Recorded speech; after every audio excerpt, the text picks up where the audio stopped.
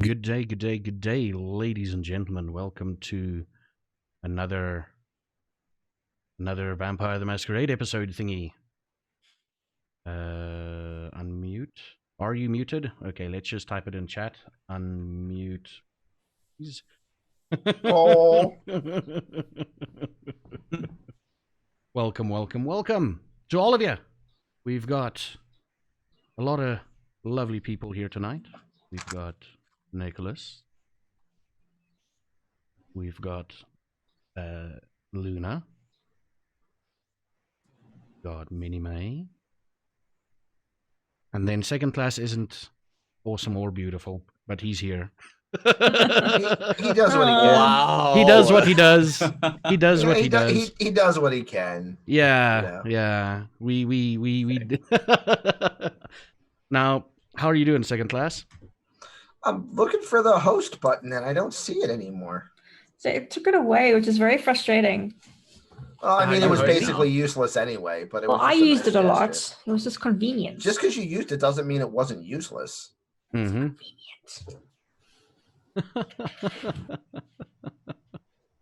How are you doing, second class? Let's start off with the guy who I badmouthed first.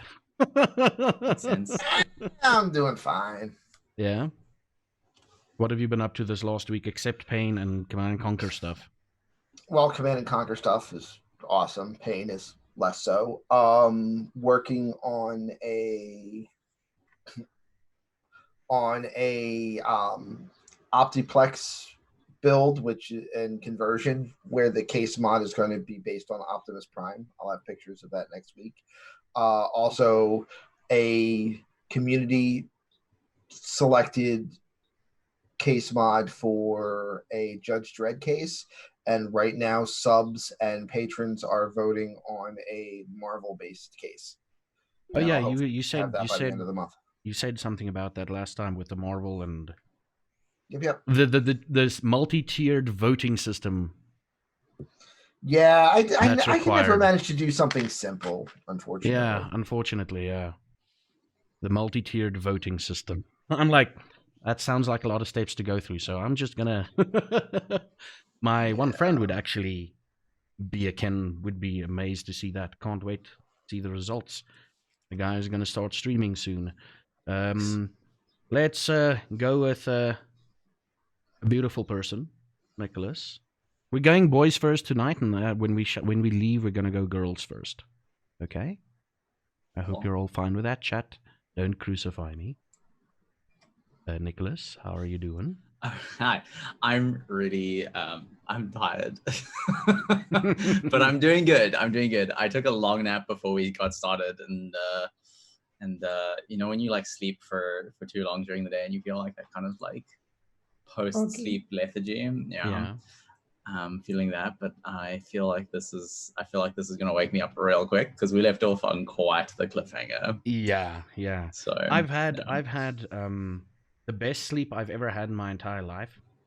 It happened on 2 occasions. Okay, and both occasions I returned from Korea. The one was for a holiday, and the other one was permanently.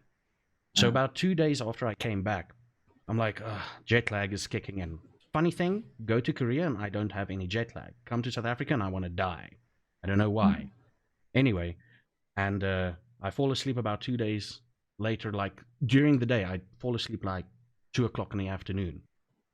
And then I'd sleep and I wake up and I'm like, is this the next morning? Did I sleep through? And then it just turns out that I basically slept until that point at night where it seems like it's morning, where the sun just goes down. It feels like it's a morning type of vibe to it. I'm like, but I felt like I slept an entire day. What do I do for the rest of the evening now? But that was the best sleep I've ever had in my life. That's pretty cool. Yeah, Not as good. Your nap's probably never going to be that good. Today, at least. No. Yeah. Until you travel. Sleep. Until you travel. I'm kind of like that as well. Yeah. Like if I go somewhere with a different time zone, I normally like settle in quite well. But not here.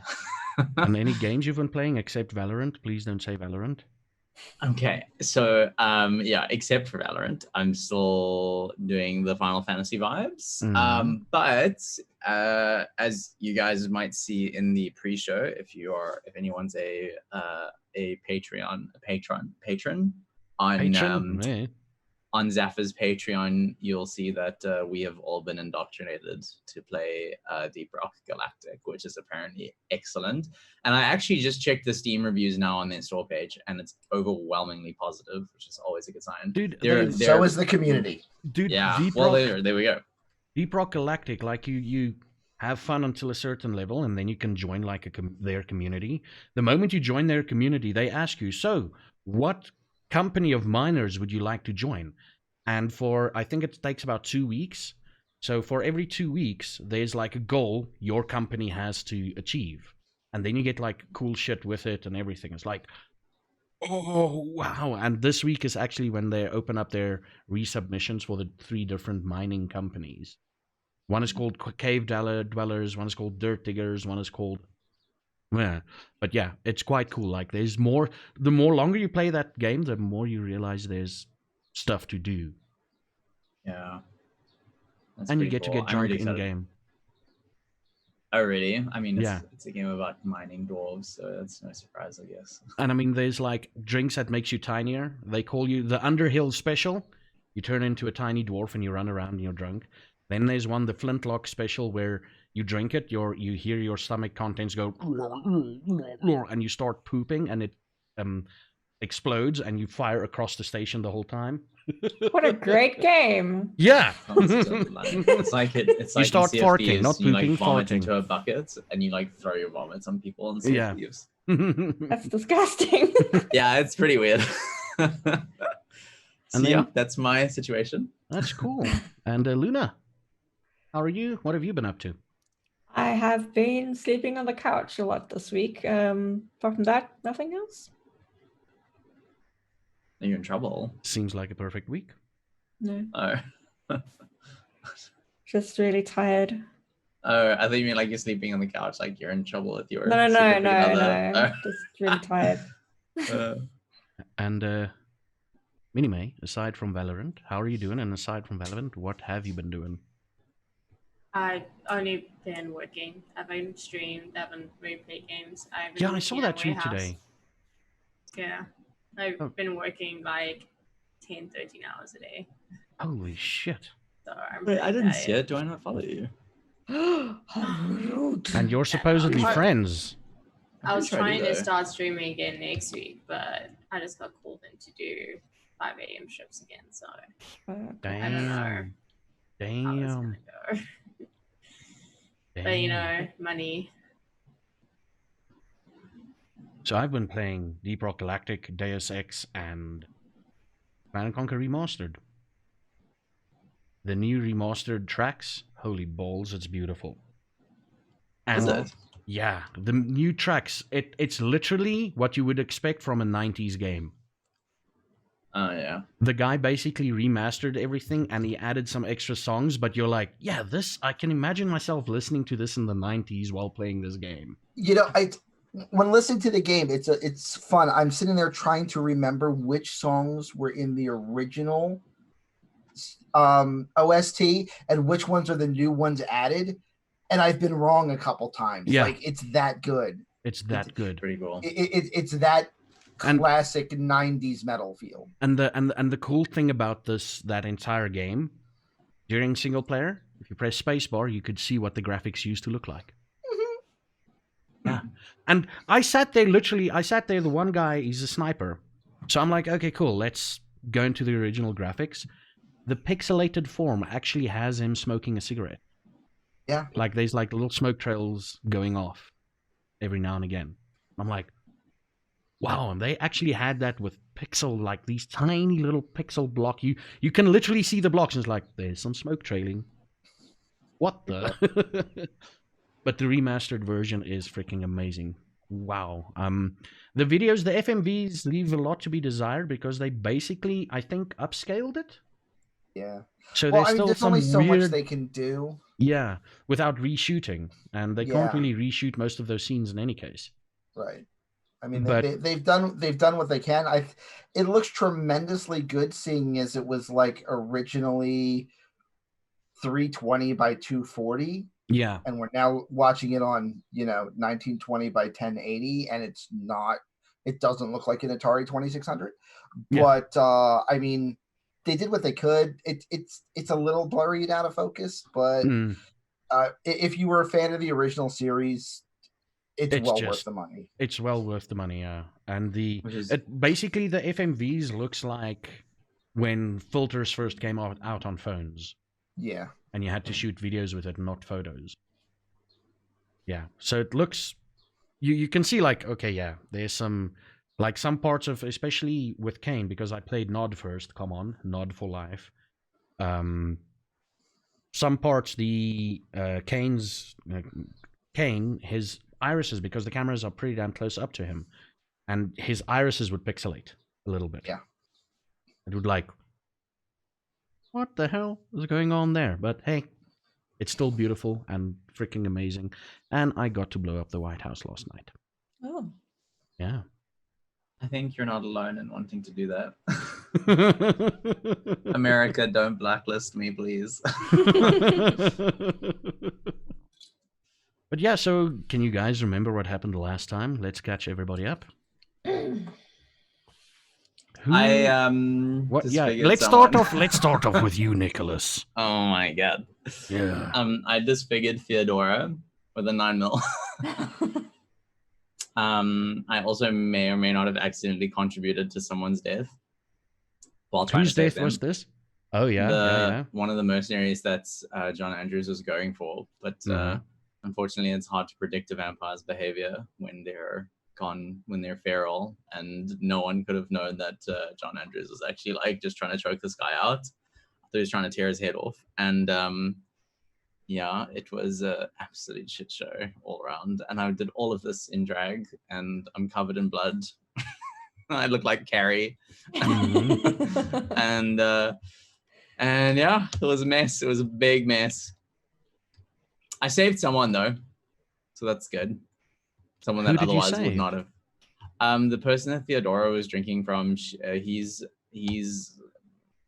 not really in stable condition, but he's not dead, which is good. He's knocked out. Yeah, he's also bleeding profusely from the neck. Okay, now Olivia, Theodora, in your own words, what happened? Wow. Oh no. And that's how it went. That's how it went, yeah. Pretty much. Yeah, he basically blew off half of her jaw, basically. Yeah. Yeah. So what can you remember now in normal words, if you were still being able to speak and whatever? What happened with Theodora? Pretty much what Nicholas said.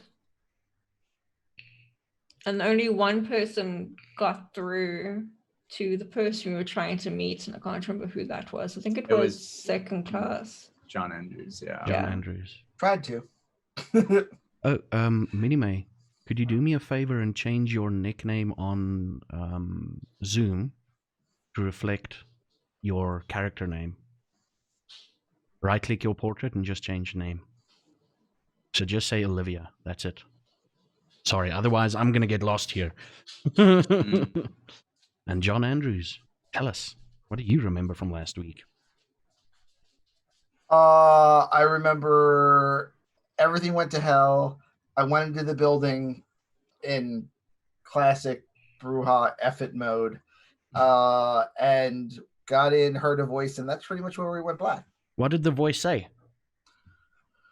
I don't remember, except but you're here, mildly or finally here. You've made it. It was something along. You finally made it, Poppet. Yeah, something like that. Yeah. Blah blah, patronizing shit. Mm-hmm. And Olivia, what happened last week? Come on, tell us your version of events. Well, Theo and John went a little crazy. Nicholas decided to blow off Theo's face. I tried to save someone, but they shot me in the back. Literally. That's what you get for trying to save someone. John What kind of statement Andrews is that? did some kick-ass kick, smashed his face to the wall. And I went hobbled all the way to gagging Theodore on the ground. Gagging? Gagged the Valva. Oh. Gagged by her own jawbone. Yeah. I hate when I choke on my own face. Yeah, that's usually a problem for me too. So, ladies and gentlemen, welcome to the show. Just a quick few notifications here, or housekeeping rules, whatever the hell you want to call it. This is a show about monsters, people being monsters, the people portraying these monsters. The acts that they do does not necessarily reflect on them as a person. Although, I'm not so sure about second-class elitist. But anyway. Valid. This is a horror story about horror and personal intrigue and political horror and personal horror and all that. Things will happen that might make you uncomfortable. If it makes you uncomfortable, we won't hold it against you if you take a little bit of a leave from the screen. One of the best ways you can support us is obviously by retweeting our tweets or tweeting about us, telling your mom and dad about us, your grandmother, if she's that kind of cool granny, tell her about us. Your dog, please tell your dog.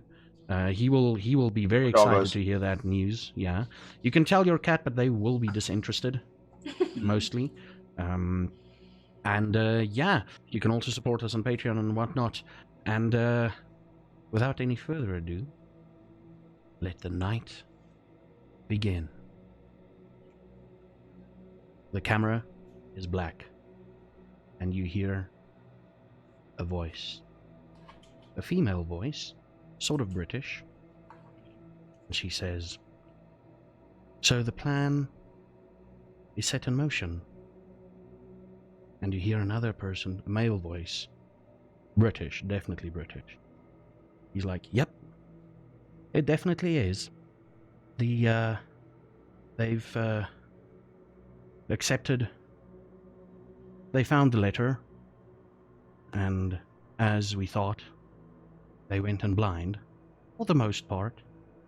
Somewhere they got guns, but everything is in motion and going according to plan." You hear the female voice reply to this saying, "So tonight is the night where Mistress M finally goes." And the camera fades to black and opens up on a scene where we find Olivia huddled over a corpse or someone lying on the floor. Definitely Theodora. Lying on the floor, she's pressing her shirt on him. She's wearing... Olivia's wearing just her jacket. Zipped up. Unless it's zipped up in a very auspicious way, but the shirt that she used to wear is now pressed onto Theodora's neck, face region. And Theodora, you can see her eyes just darting about. And already the blood that flows through a vampire. Theodora, you are starting to feel a bit of... The pain is there, but you can literally... what's the best way to explain it, and you can attest to, you will definitely know this, is when you shave your hair. You know that feeling you get, like sometimes, like if you shave your hair, sometimes it just catches on a little bit, and it's that tiny little hole and that little pinprick. Yeah, you start to feel that happening, like in certain spots of your jaw. Mm. So you realize that it's slowly but surely starting to come back. But it's going to take a while. You know, out of experience, this is going to take a while. Yeah. The blood is flowing less and less, but you've basically messed up her shirt now. Your blood has messed up her shirt. That's why I didn't use the jacket. That's why she didn't use the jacket. I'll buy her a new shirt. Nicholas, whereabouts are you? Can you just remind me quickly? I had put the one guy in the car, and I had kind of just like I had put one of like some old rag that I had in the car, like to basically staunch the bleeding around his neck. Oh no! You licked his wounds closed, remember? Oh, you're right. I did. He's just Okay, knocked so out. He's unconscious now. Okay, cool. Is he? So he's. If in my character's professional medical opinion, would I consider him stable? Okay, cool. So I quickly trot off in my high heels to Theodora and Olivia, and I try to kind of give my medical consensus on her condition as well. And so I go up to Olivia. Do you just want me to tell you what I'm doing, or can I start with my actions and stuff, or no? No, okay, you're trotting, you're basically moving from the car. Yeah, basically. And second class, you're busy ripping up a floor, if I remember correctly. Yep. And as you ripped up that floor, you hear that, "Oh, hello there, Poppet. Nice of you to finally join." Hi. Deep Irish female accent. Deep Irish. Look around. You've heard that Irish accent before. Yes. Yeah. Mom. Yeah. Now you're busy doing that. You're ripping up the floorboards. There's a staircase leading down. It's more a ladder leading down into the floor below. Okay. And if you climb down, I'm just going to tell you, I'm going to sort of direct you quickly. Mm-hmm. You climb down, you take note of your surroundings, and it's 3 hallways leading off from one in front of the ladder and 2 to the side leading off. The 2 to the side is definitely new. The one in the middle was concreted and basically built, but the 3 to the side are new. And we're going to pause the action there and come back to Nicholas, Olivia, and Theodora. What are you doing? So I go rushing up, and I bend down, and I'm kind of bending down next to Olivia, and I say, how is she? I don't know, Nicholas. What do you think? Since I you think shot that- him in the fucking face. I think that I saved her from killing somebody, so I'm not going to apologize for that. Yeah, But now we down someone. yeah, well, you know, she was a liability the moment she went feral. It's not my fault. You know, there's other parts of the body, right? Leg, arm, could have just pushed her out the tree. Do you really think that me shooting a Theodora in like the shoulder or something while she was attached to a person's neck was going to do anything? If she, in my professional experience as a medical practitioner, if I had have pushed her while she was latched onto this dude's jugular, there would be nothing that I could have done to save him. And we had already lost 2 people today because of 2 feral vampires. I'm sorry, but she will be okay. And that's actually what I wanted to talk to you about. I wanted to know what you thought about that tincture that we found in the bunker. If you think that would be something that would expedite her recovery process, or if it would be dangerous for her. Like her? I don't know anything about it. That's why I'm asking. No. Okay. It's not gonna do anything. Well, something a few days of R&R won't fix. I don't know. I reacted as quick as I could. I don't know. I texted to Car, telling him Theo's down, need help. Said. Okay. Where's John Andrews? I don't know. While this is happening, you hear some crashing, wooden thrashing about noises in the house. As you say that. So, yeah. Where's John Andrews? okay, I just kind of whisper "fuck" under my breath, and I make towards the house. Mm-hmm.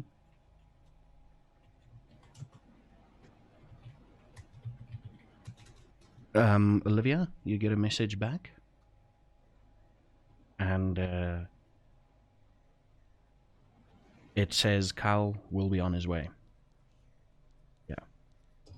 So you're gonna stick around there. What do you tell her? What's going through Theodora's mind, Olivia, and what do you tell Theodora? Theodora, let's start with Theodora first. Oh no, let's start with Olivia. What you're talking to her, because you can't really respond to Theodora. Mm. And then you tell us what's going on in your mind after she said her piece. Well, if it makes you feel better, your outfit matches your thing, you know, the ball. my leather outfit. Still look fresh. I think that's what they say. Still I'm just look growling. okay. Don't talk. Just try slowly breathing. Focus on relaxing. Think about Bobby Brown, or what's his name? Bobby Andrews, Bob Dylan, no, it's a singer. That Bobby shit you put on your face. Just think of that, and Louis Vuitton and Gucci and I don't know any more brands. I'm sorry. Think about Can I kind of just, try get a little closer to her to like snuggle? yes. Aww. I lift her up and I put her head on my legs, on my knees, so and holding Yeah, she her up offers a little no bit. resistance. Holding her better, stroking her hair if she has any left. Removing the hair away from her face and from her eyes. Cleaning out her jaw a little bit, as best as I can. Yummy. A little disgusting. Yeah, you but it's feel hair. You feel something being pulled from inside you as some of the hair gives way.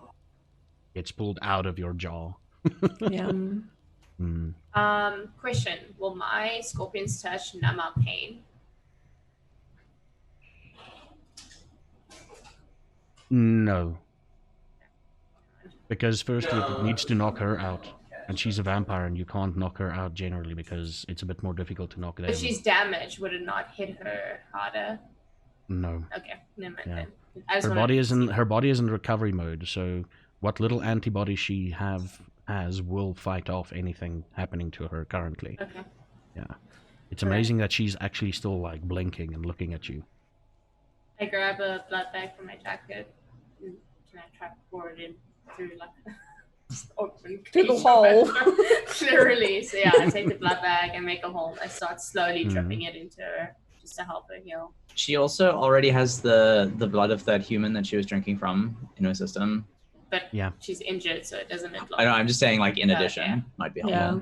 No, that I know, and you're doing this, and she's struggling to drink it, but she drinks it. Most of it the bit of it that falls in. What's going through your mind, Theodora? Oh. Let's go this way. Let's make it easier. What's your surface thoughts? Like, what's the immediate thing you're thinking about right now? I'm pissed off. Also, can we give Olivia some credit for turning a blood bag into a Capri Sun? Yeah. We need to, yeah. So, Gaffer, check your Discord. Oh shit, did you? Oh fuck. I did. That's okay, it wasn't long ago. Well, I'm all pissed off with Nicholas because he showed off half my pretty face. That's what you get. Okay, cool. Yeah, you're pissed off. At who are you pissed off?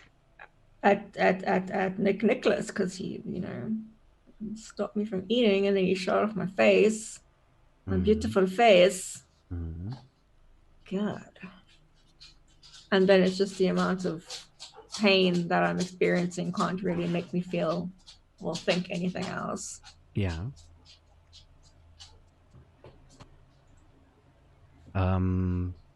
So basically you're just pissed off at Nicholas for shooting you. Yeah. Okay. You're gonna hold on to that thought for a bit, you think? Yeah, maybe. Okay. Maybe. That's interesting to know. Dun dun dun. Dun dun dun. Okay, Nicholas, you get into the house and you hear the clanking of footsteps on metal moving away from you. The house is completely empty, like void of furniture. So I kind of not shout, but like kind of call out into the emptiness, like John. I'm gonna give it to you, John. You hear that? You're down below, looking everywhere, looking at you. Also, just a quick thing: the concreted or the built corridor, the built hallway, has got some fluorescent lights going down it, whereas the others got that mining hanging lights going down. Gotcha. Okay. Do you respond at all? Nope. Nope. Yeah. So I kind of I don't know if he's still feral or not. So I'm kind of like keeping my eyes around the corners, like thinking that he's gonna, you know. You're definitely sure that he's the one that walked down, or he's the one that made the sounds that disappeared in the distance. Okay. So I take my wig off and so I take my wig off and I like kind of like wait. You take your wig off.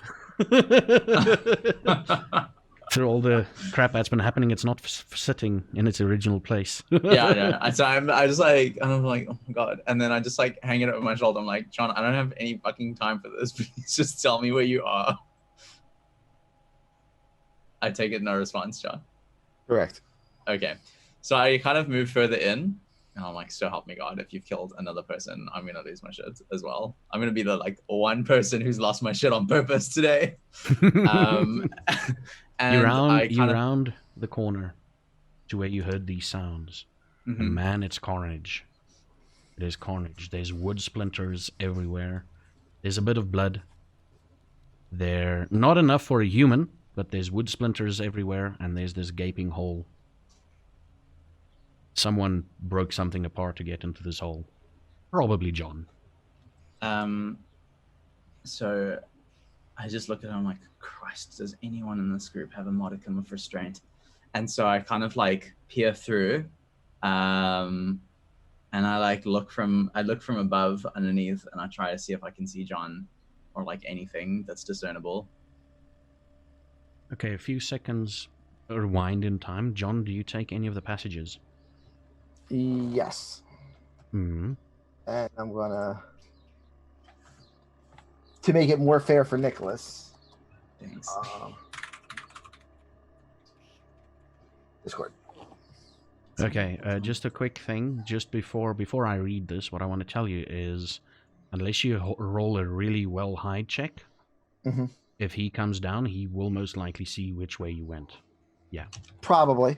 I'm not trying to hide, but yeah. But that's fine. Okay, cool. So you move. So you look over, and as you look down the hole, he's got a unique smell to him. Yeah, he's definitely down here. Not feral smell, but he's got a unique smell to him. Yeah. He was down here. He went down these steps. This ladder, basically. Okay. So I make my way down. You look around, same scene. You see 3 corridors. One in the middle, that's concreted. Okay. That's built with fluorescent lighting in the ceiling. And then 2 to the side that's been either recently dug or whatever. It's got those little, man, what do you call those lights? I call it mining lights. It's not lanterns. I know what you're talking about. It's literally like just, it's big Christmas lights, but every few meters there's a light. Every like 10 meters there's a light. Oh, yeah. Okay. Now I really know what you're talking about. Yeah. Okay. Yeah. And so, you look, and the movement catches your eye, and John is about 15 meters ahead of you in the concrete tunnel. Okay. Yeah. He's just walking. I can see him, right? Visually. Yeah, you can see him. Yeah, because there's lights everywhere. Yeah.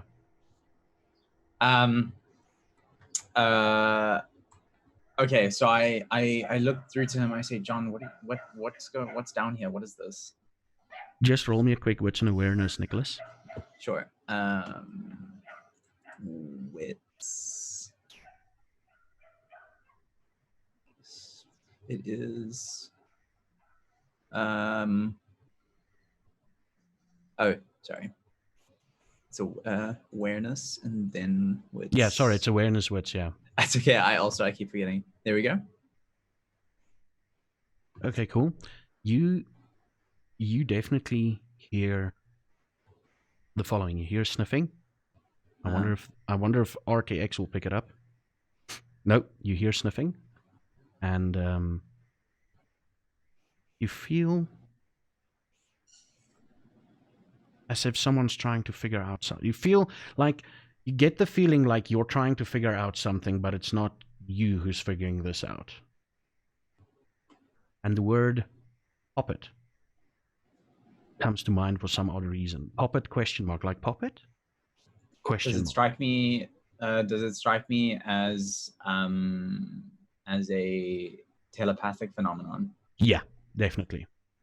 Okay. You've had enough time in the occult to know that there were some people there mucking about stuff. Yeah. Okay, so I shout out to John Andrews. I shout out, we need to get out of here. There's a scion. Does he respond? No. You're still walking, John? Yep. Yeah. So just the camera goes to John quickly. And you're about, let's say, 40 meters away from the entrance. And then John, you notice you notice a door to the side. And then about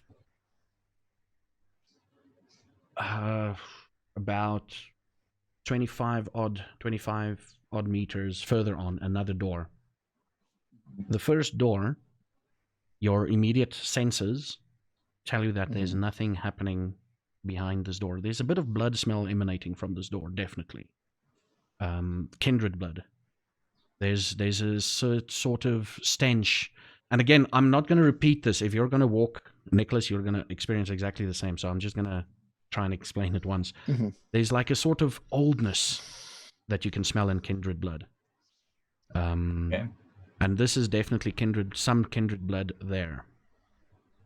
If you continue on to the next room. So I detected that, but I don't detect any life/movement/activity. Not that you can hear or sense, yeah. No heartbeats. Okay. Yeah. All right, I'm going to move up to the next door then. Okay, cool. So He's moving on. He stopped close. at the door. He stopped at the door and he moved. So you start running at that point. Nicholas? Yeah, so I kind of run up really close to him, but not touching him because it's, I know better than to do that. And in this day of self-isolation, at least 6 feet apart from him, right? Exactly. So I say, John, we should wait for Olivia. I have a really bad feeling. Please, can we just I think we all need to regroup.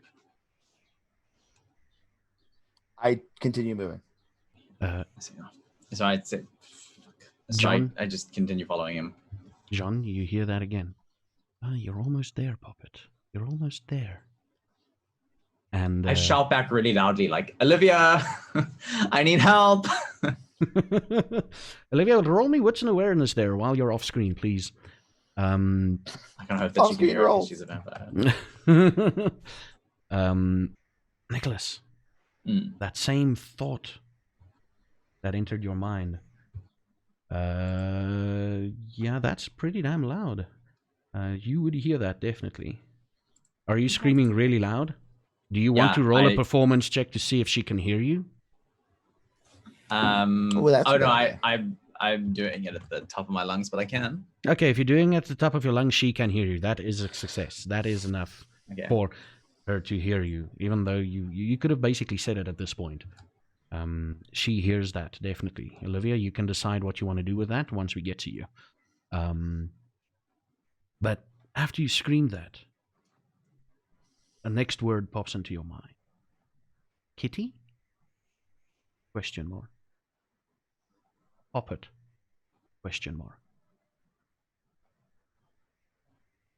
And you get to the next door.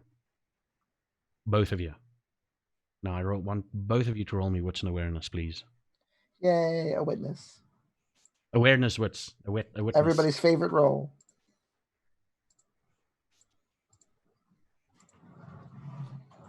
Did ours at the same time. Okay, both of you 3. Threes. That's beautiful. We're awareful. You're awareful, yes. You're awareful. Awareness. First thing you notice, you smell, again, kindred blood. But this is fresh kindred blood. In the sense of there's probably still someone behind this door. That's Kindred. You also hear a slight, I want to say a sucking noise. Zephyr, sorry, just does the voice that says Kitty in my head, does it sound familiar? Not at all. It's a female Irish voice. No. Yeah. Okay. What are you currently thinking about? Could you send me a message, your character? Send me a message in Discord what you're thinking about, Nicholas.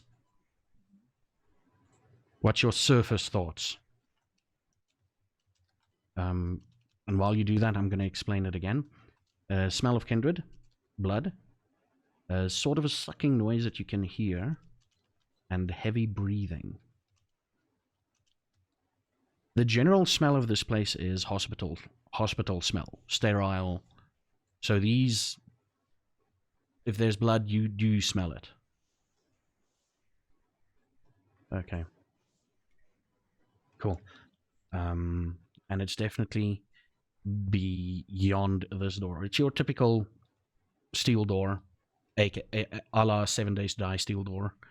Blue, sort of like a blue and a silver handle, copper handle, roughly. With that, how am I going to get through that without a pickaxe? Yeah, how are you going to get through that? Never mind. Yeah. And you also notice with, because this thing, you're focused on the room, this door has got a couple of weird things about it. There's these little black, it looks like 2 patches of Velcro at the top of the door, like 2 patches of Velcro touching each other. Mm-hmm. But it's at the top. There's 2 at the top, so there's 2 spots at the top, 2 spots at the bottom, and 1 right next to the handle, next to the handle of the door. Like, yeah.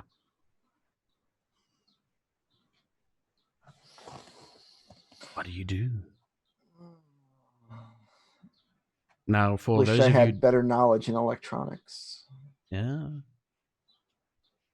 Nicholas, what do you think of these things? What do you think? Because you see it also. The door is clearly, there's something clearly happening with those things and the door. So it's just 2 little Velcro things It on the looks top. like Velcro things, yeah. It looks like Velcro things. That's the best way I can explain it. Okay, so totally not Velcro things. I kind of now I kind of like almost move a little bit, not in front, but like in front side of John Andrews. I say, John, I'm pretty sure we can all see that is clearly some kind of trip mechanism. Like, can we just wait for Olivia or go and get her? Like, I think we've done enough rushing into things for one night, wouldn't you say? Do I...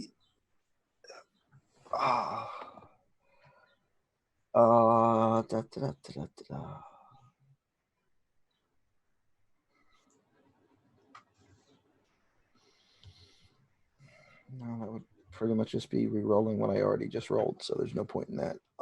If you can figure out a way to approach this in a different sort of light. What's the roof made out of? No, it's a just concrete straight concrete tunnel. slab? It's a straight concrete slab, yeah. How close to the... How much of the end of the tunnel does the door take up? How much of the tunnel? There's about... You're wondering about the space above the door and the ceiling? No, to the left and right of the door. The left and the right of the door. To the left of the door is basically just blank wall up until the entrance, and to the right, you'd suggest you'd surmise about another 15 odd meters to the next door. Okay. I rephrase. Where the tunnel terminates, that box off at the end of the tunnel, how much of that box off wall is the door? How much space is there to the left or right of the door in the end of the tunnel?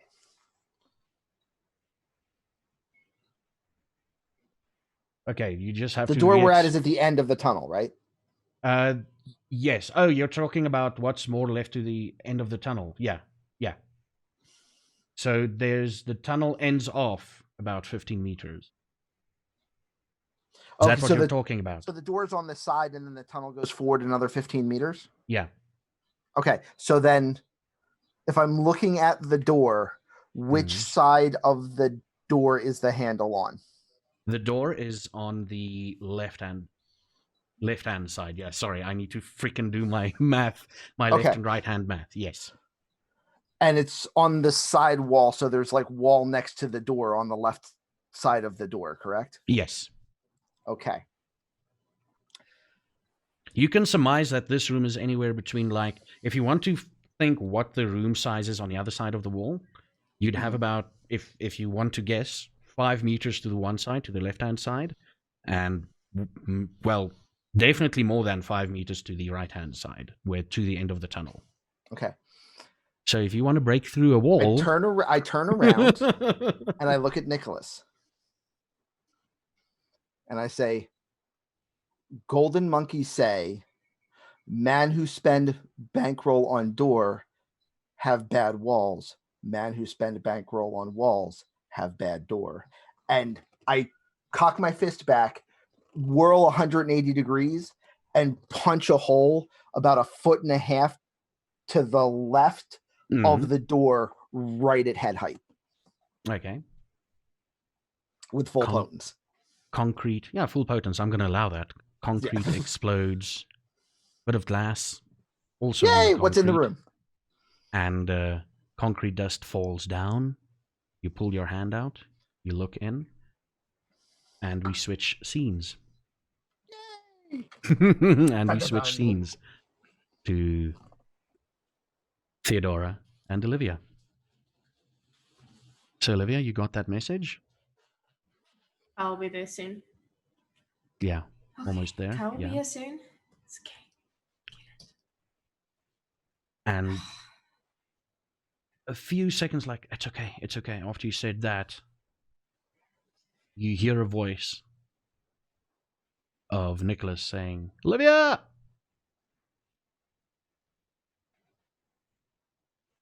From the house. What else did you scream? Can you remember, Nicholas? I said, Olivia, we need help down here. That's what you hear. Sorry. Olivia, we need help down here. I'll pull on her, like, because do I hear that too? Yeah, obviously. Yeah. Let's So say you heard that. Yeah. Pull on her jacket and be like gesturing her to go. No, not leaving you until Kyle gets here. They can wait. They have John. John can handle it. Nicholas is just a little pussy. I'm not leaving you. Roll me a D10, Olivia. No, a D100. Sorry, a D100. Damn.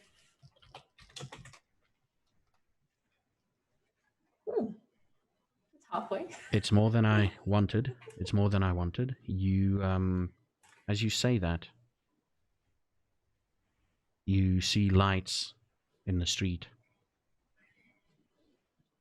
And a black car, big ass SUV type car, pulls up with tinted windows.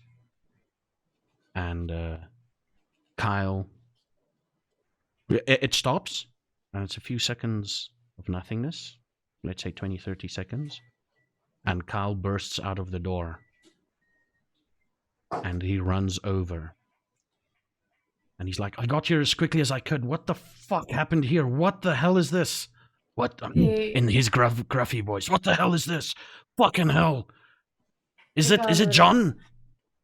John's fine. He's downstairs with Nicholas. And they went a little crazy, and Nicholas decided shooting Theo in the face was the only answer. I'll just lie there gargling. Shit. Do you have any gallows? This one's full. Don't worry. Where the hell are they? They're downstairs. Okay, I'm gonna take her back. Okay? I'm gonna take her back. You go and get the fuck out of here. I'm not. You go get them. I'll take care of her. We're gonna take her to the cars. And you just get the others and get the fuck out of here. I slowly release the gauze. Mm-hmm. Are you moving away? Well, she's on my leg, so no. No. Because if I move, she's gonna hit the head. Okay. Do that. So Yeah, please, what's after my head? Kyle literally bends down and he's like, I'm so sorry. Like every time he like puts his hands underneath her, he just apologizes. He puts his hand underneath her legs. He's like, I'm so sorry. And he like sort of strengthens or positions his hand and arm behind her head, like, you know, between your lap and her head. And he like tries and just position, like picks her up like this. And he struggles for a bit. Give me a few seconds. Let's see if he really struggles. Please don't drop me.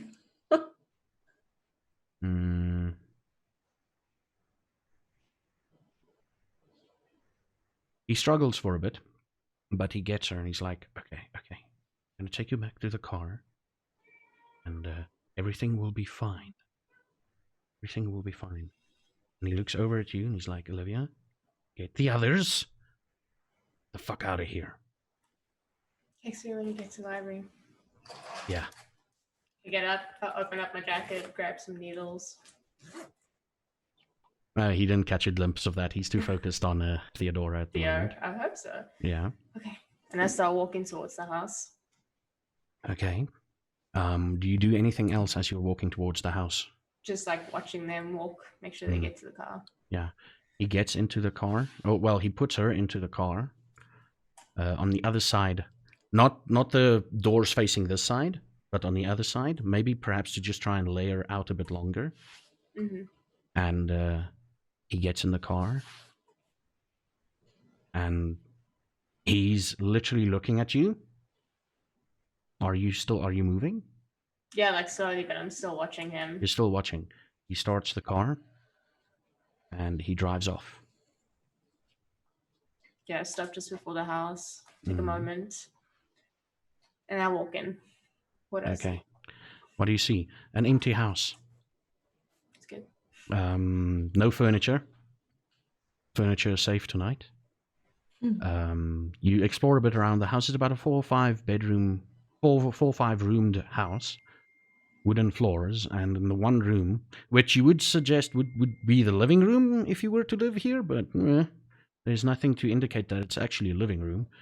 There's a giant hole in the floor with a bunch of wooden splinters in Pajamas, yeah? In the floor, yeah. And a bit of blood, but hey. That's okay. I just jump down, because I assume if they've been through already. Yeah. You jump down, it's quite a distance. You don't take any damage. Oh, wait, you've been shot. Oh, shit. Yeah, I thought it was going to be... You've been shot. Yeah, what did I roll? You've been shot. Okay, I know. Oh, I forgot about that little thing. I'd like you to roll because you're going to have to do sort of a... shot. Stop being shot first. But you sort of have to roll a reflex roll, which I would say it's dexterity and athletics. Okay. Yeah.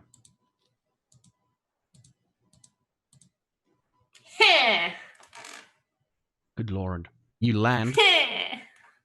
You land not in the superhero pose because you know that's idiotic and stupid.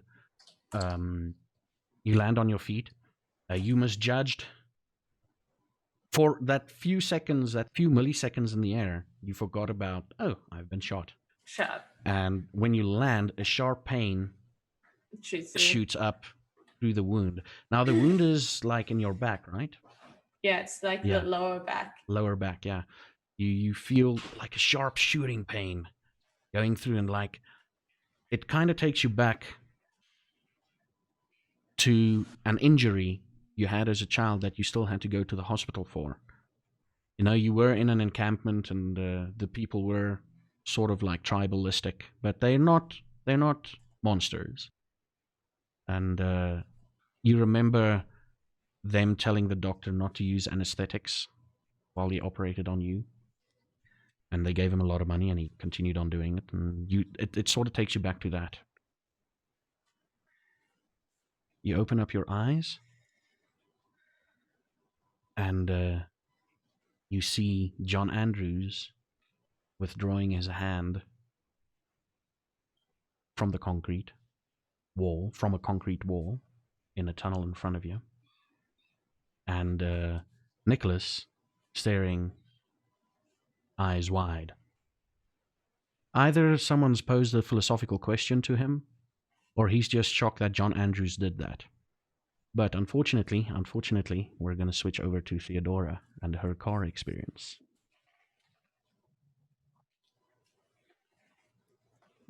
Theodora, Cal carries you oh so gingerly towards the car. You see the starry night above you. The moon, crescent moon, just going past you. You see a bed of leaves. You don't really want to move your head around. And you see Cal's beard and the stars there. As the stars disappear behind his beard, you know that whole thing. And he gets to the car, and what you do realize is the car door opens by itself. And he puts you inside the car, and he's like, "Miss, he's here. This is," and you hear a British woman saying, "Oh, Theodora, such a long time." And she pulls you up closer with your head on her lap. You've seen this woman before. You've seen her when you got to Bloemfontein. You know who she is. And you feel at peace with her. She looks at you with caring green eyes, hair tied up in a bun. Very nicely, what you can see, she's very nicely dressed. She's immaculately dressed, but not to go out and have a professional party somewhere or whatever you want to call it. But she's dressed very neatly. White blouse, I think it's called. White blouse with a little tie, a little red tie. And your first thought, one of the thoughts you have is, shit, I'm staining her clothes. Okay. But what's your surface thought? Are you still hating Nicholas? Are you still... Oh, you're muted. So, oh well, now that I've seen her, I'm kind of like in awe. Mm. And I just want to reach up and touch her face with my hand. Yeah. And then just kind of relax. Yeah, you touch her face with your hand. There's a bit of blood smear on it. And she smiles. And Cal gets in the car. He waits for a few seconds. And then starts the car and drive off. This woman looks at you. And she's like, I know that what you've done was to bring peace and joy to people who's lost a loved one. Or maybe hide up some weird animal attack. But maybe that also serves as a reminder for the people to take better care of their clients, their customers. But even though some of your works had a bad meaning behind it, you had the right intentions. You had a pure, loving... You had love poured into these statues. Even the ones that... what's her name, Kyle? Olivia. Are you talking about Olivia? Yeah, even the ones that Olivia brought in. And, I just want you to know that I want you to remember that you did some good. And we'll find a way we'll definitely find a way. And as she says, we'll find a way, we'll definitely find a way, you see her take out a stake. And she's like, we'll find a way to memorialize you. And the last thing you see, this is now, the last thing you feel is a puncture on your chest. And how torpor looks, what torpor looks like, is if you take a photo. Yeah. Your eyes are open, you take a photo, and that's the last thing you see. Your eyes eventually do get closed, but that's the last image you see. So if you wake up from torpor, it'll be the image, and then all of a sudden moving shit in front of you. Oh, okay. So the last image you see is her smiling face with your bloodstained handprint. On her face. No pain. You just freeze.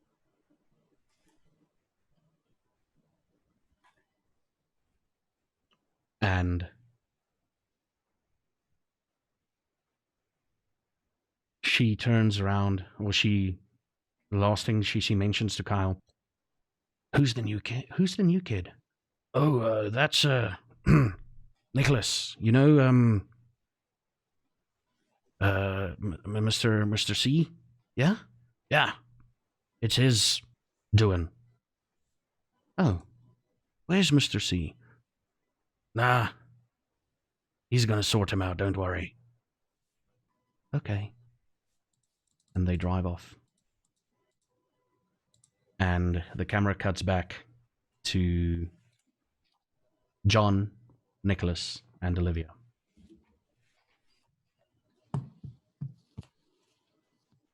You're muted, Nicholas. There we go. Come on, camera. Work with Okay, me the here. eyes are trying to focus. There we go. I'm just typing something into Google for my character. Okay. I can see by the facial expressions not a lot of people are happy here. Or someone isn't happy.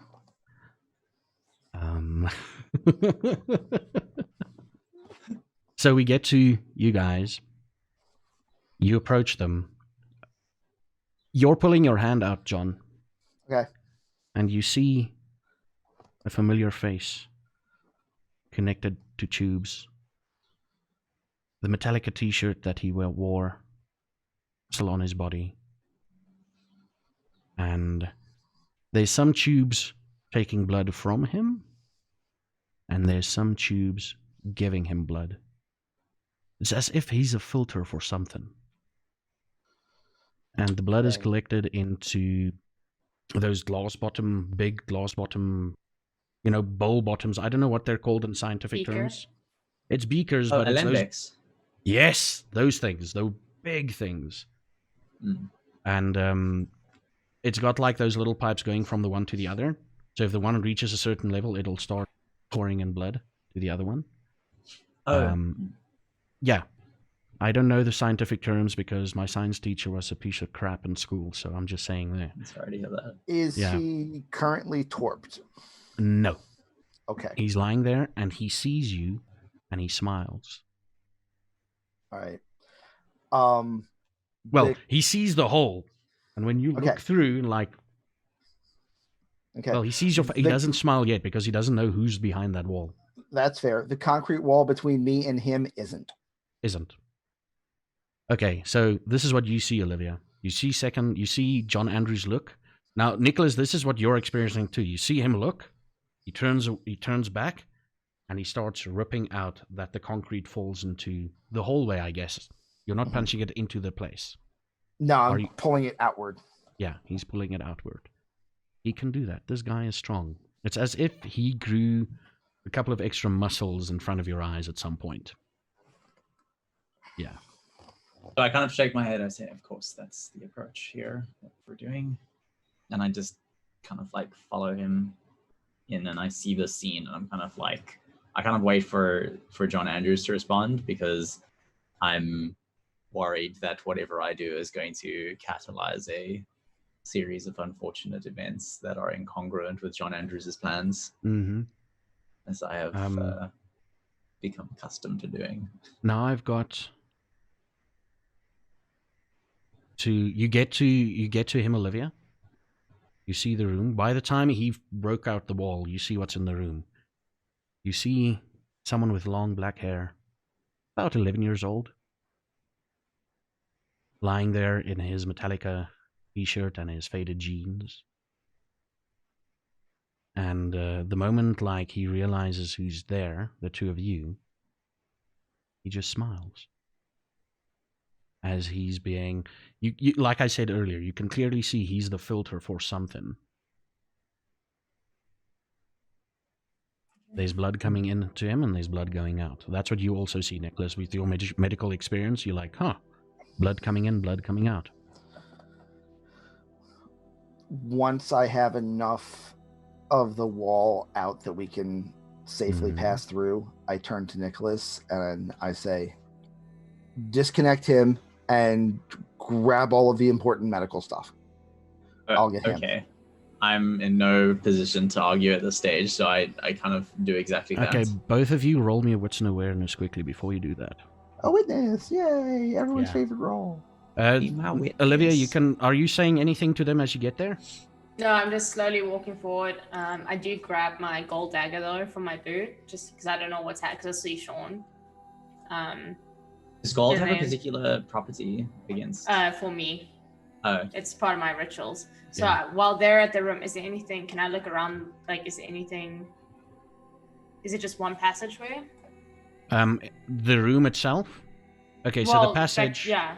So how you got in, let me explain this again, is there were three, you got to the stairs, you felt the pang of the pain, and there's three branching hallways down. The middle one has concrete around it and has lights in it. Fluorescent tubing to the top. It's got two doors. One you passed earlier. If you wanted to check it in, you can. We can retcon that. But one you passed, and then the one they were at. I guess you were just heading for them, not minding about the other door. Yeah, well, I'm going to actually turn around because I see that happening, and I want to make sure we're fine because I'm remembering the bunker. So I kind of want to make sure, so I'm going to head towards the door. The first door. I played enough Valorant. You have to check these things. Okay, so you're gonna go towards the first door. Yeah. This door is your typical 7 Days to Die steel door. There's got no funky things around it. You smell a little bit of blood, probably kindred blood inside of it, on the other side of the door. Okay. Does it have a door handle? It does have a door handle. I try to open the door. You can, open the door. Open it up. I slowly open it and peer through. I have my gold dagger out ready because if I need to just fling blood to the ground, I'm going to do it. Okay, yeah. So I open. You open it. There is... It's a big square room. 10 by 10 meters. There's some scuff marks in the middle of the room in a rectangular shape. Right. There's a bit of blood in the middle of that rectangle. Okay, maybe a cage. Perhaps. But there's nothing else in this room. Just that. Do you wanna enter it? Yeah, I enter the room. You walk ahead. Now roll me a wits and awareness for this room. Awareness wits. So I've already seen Olivia, right? You've seen her go into the room, yeah. Okay. Are you gonna say something to her as she enters? I wanted to ask how Theodora's doing. You have no right to ask. Answer. That's what she gets. You've no right to ask, yeah. Or ignore him, whatever, yeah. No, I'll probably, like, if I hear it, I'll probably... when he asks, is it before I enter the room? Yeah. When is he? Okay, then I would say you have no right to ask, and then I continue walking down to Little. I just ignore it. I ignore her reaction. You stop dead in your tracks. You notice there's a pressure plate a few meters outside of this rectangular scuff mark. And you realize, like, hey, maybe if I step on this to inspect the blood, once I'm at the blood, I'll be enclosed. You're gonna step on the pressure plate? Remember, you're still outside. Like, what you can surmise with that fucking 5, what you can surmise, you can literally step on it, wait a few seconds, and see what happens. You will still be safe, yeah. But I'm not, okay, so can I step over it quick? You can step over that's it, the only one. I step over it just to go to the blood quick before I even play with that. And I'm gonna do test of blood to see what blood it is. It's a 13th generation vampire, definitely. Is it the one from the bunker? It's not the one from the bunker. Okay. It's a 13th generation vampire. When I say 13th generation, it's your age. Yeah. Yeah, it's a vampire as old as you, yeah.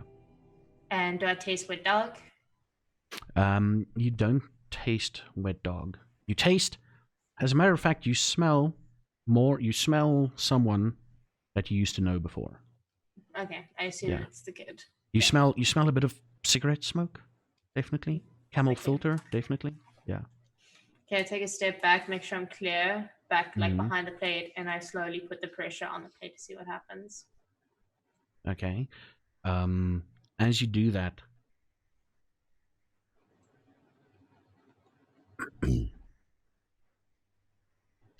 John and Nicholas enter the room. John, you're heading for Sean. I'm expecting Nicholas to head towards the kid. I'm just kind of standing in a position where I'm not in anybody's way, but ready to intercept when shit eventually goes sideways. Okay. So you go towards the kid, Nicholas. It's an 11-year-old kid that's being used awake? as a I mean, filter. he did He's smile, awake. but like he is awake. He looks at you, and he's like, "Who the fuck are you?" So I say, You hear that, John? I've smelt, and I kind of get the feeling that he's not the age that he looks. Can I smell that? Is that something I can discern without? You know he's a vampire. Okay. You definitely pick that up. He's 11 years old. Okay. He 11 years old. 11-year-old's body, or he is literally an 11-year-old vampire? Is there a way to tell? He's someone who was turned at the age of 11. Okay, was sired at the age of 11. Tell how old is okay. You can't really smell. I kind of kneel down and I say, hi, my name is Nicholas. How old are you exactly? It's like, I'm fucking 24. Great. Now I don't have to baby you. Okay, we need to get you out of here. Good God, John, who's this? How do you know this child? Just listen to him for now. We don't have time. Okay. Fucking hell. But my mum will be back. My mum will be back soon. Don't have time. Shit. But I want to be here. I don't know what this is, but I'm gonna just, if you don't mind, and I just start No. As you're untethering him, he's like, no, I'm doing it for my mum. Wow, he's turned Scottish all of a sudden. Irish, Scottish, for me it's the same. Sorry, Irish and Scottish people. Sorry. Okay, so I say to him, you guys clearly know each other, which means that you are aware that if I don't do this, you don't comply, it's going to end very badly for you. So I suggest you help me, and then we can get this done outside of this horrible house. No, but my mum, I'm doing it for her. She wants me to be here. Yeah, we'll talk about it in the car. Oh, for fuck's sakes. Fucking hell. Bit of freedom, and now this.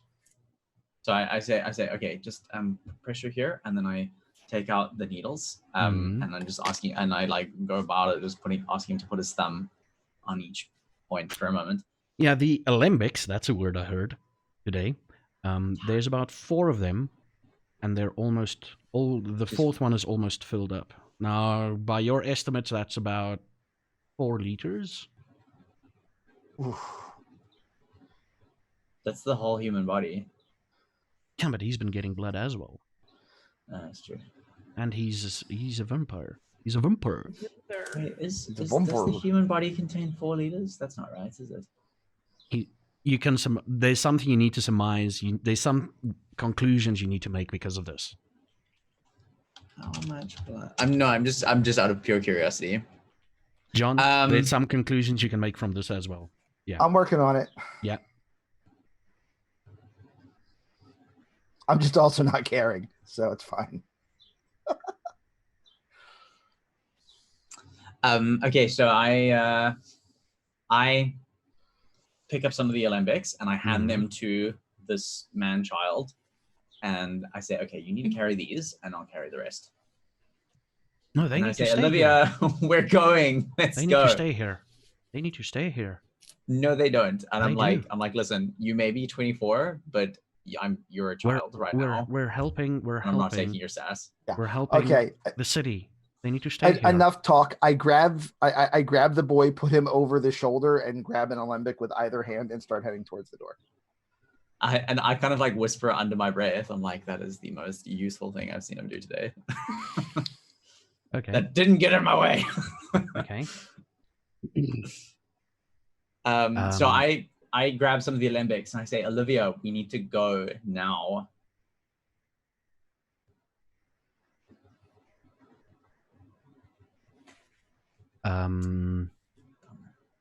Cool. You don't have to worry about that. You don't have to worry about that. No, I definitely do. Certainly no concern. Olivia, what are you doing exactly? We're just we're put my reversing foot on the time a bit pressure while you're plate. busy. You put your foot down on the pressure plate.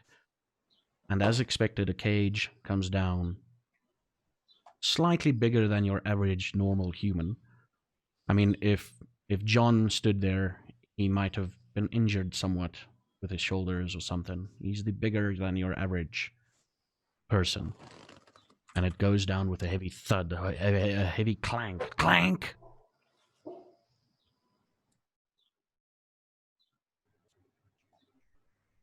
Okay. You all hear this heavy clank as you exit the room. But what you also do hear is... I'm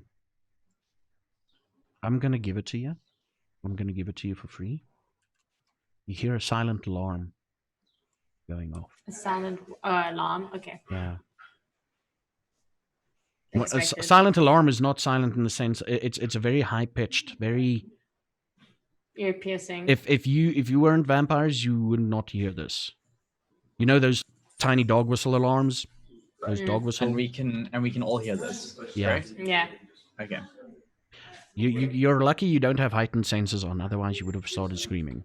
Yeah, it would have been very bad. Okay. Yeah.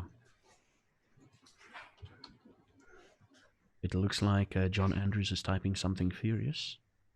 Trying to, but Right. not to you, so it's fine. Okay. Okay, so as it goes, the alarm goes off. Is there anything on the cage? Is it just a normal cage? It's just a normal cage. Now, you don't know whether you've set off the alarm. Well, they did.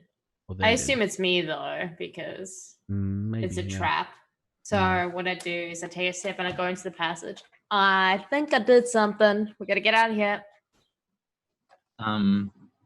Okay, so I kind of put the alembics down for a second and I go through to the room. She's inside the cage, correct? No, No, it's she's not. outside. Oh, I okay. Okay, so Why? I go in and I say, what have you done? I avoided a trap. Now let's go. Where's the kid? Okay, great. John's got him. Got him, okay. I say, and I pick up one of the alembics and say, okay, you pick up the other one and let's just hightail it out. Jesus, could say please, Nick. Like maybe it's Please. to Theo, and I Please, grab Olivia. the thing and I walk. Here's a big question: who's going first out? Who's going down the hallway Because first? I was at the door, so I'll probably be going first. You'll be going right. out first. Yeah. I'm ready Okay. shot. Bring it on. I want you to roll me, Olivia, I want you to roll me a wits and awareness because you're on front. Awareness, wits. Wits. Oh, that's academics. Awareness, wits. Ooh, lost all my successes. I'd like you to roll me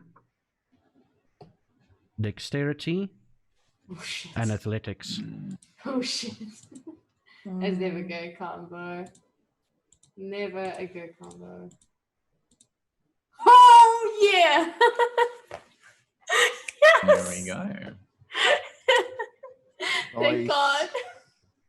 Thank Kane. Very nice. She's walking in front of you guys, and she gives a step on a certain part of the floor, and the floor gives way. But in a moment of, you don't know what, it could either be sheer luck, it could be because she expected this. Killed. It's as if she took like a second step in the middle of the air and she jumped over. And the floor gave way to about a 5-meter wide patch Damn.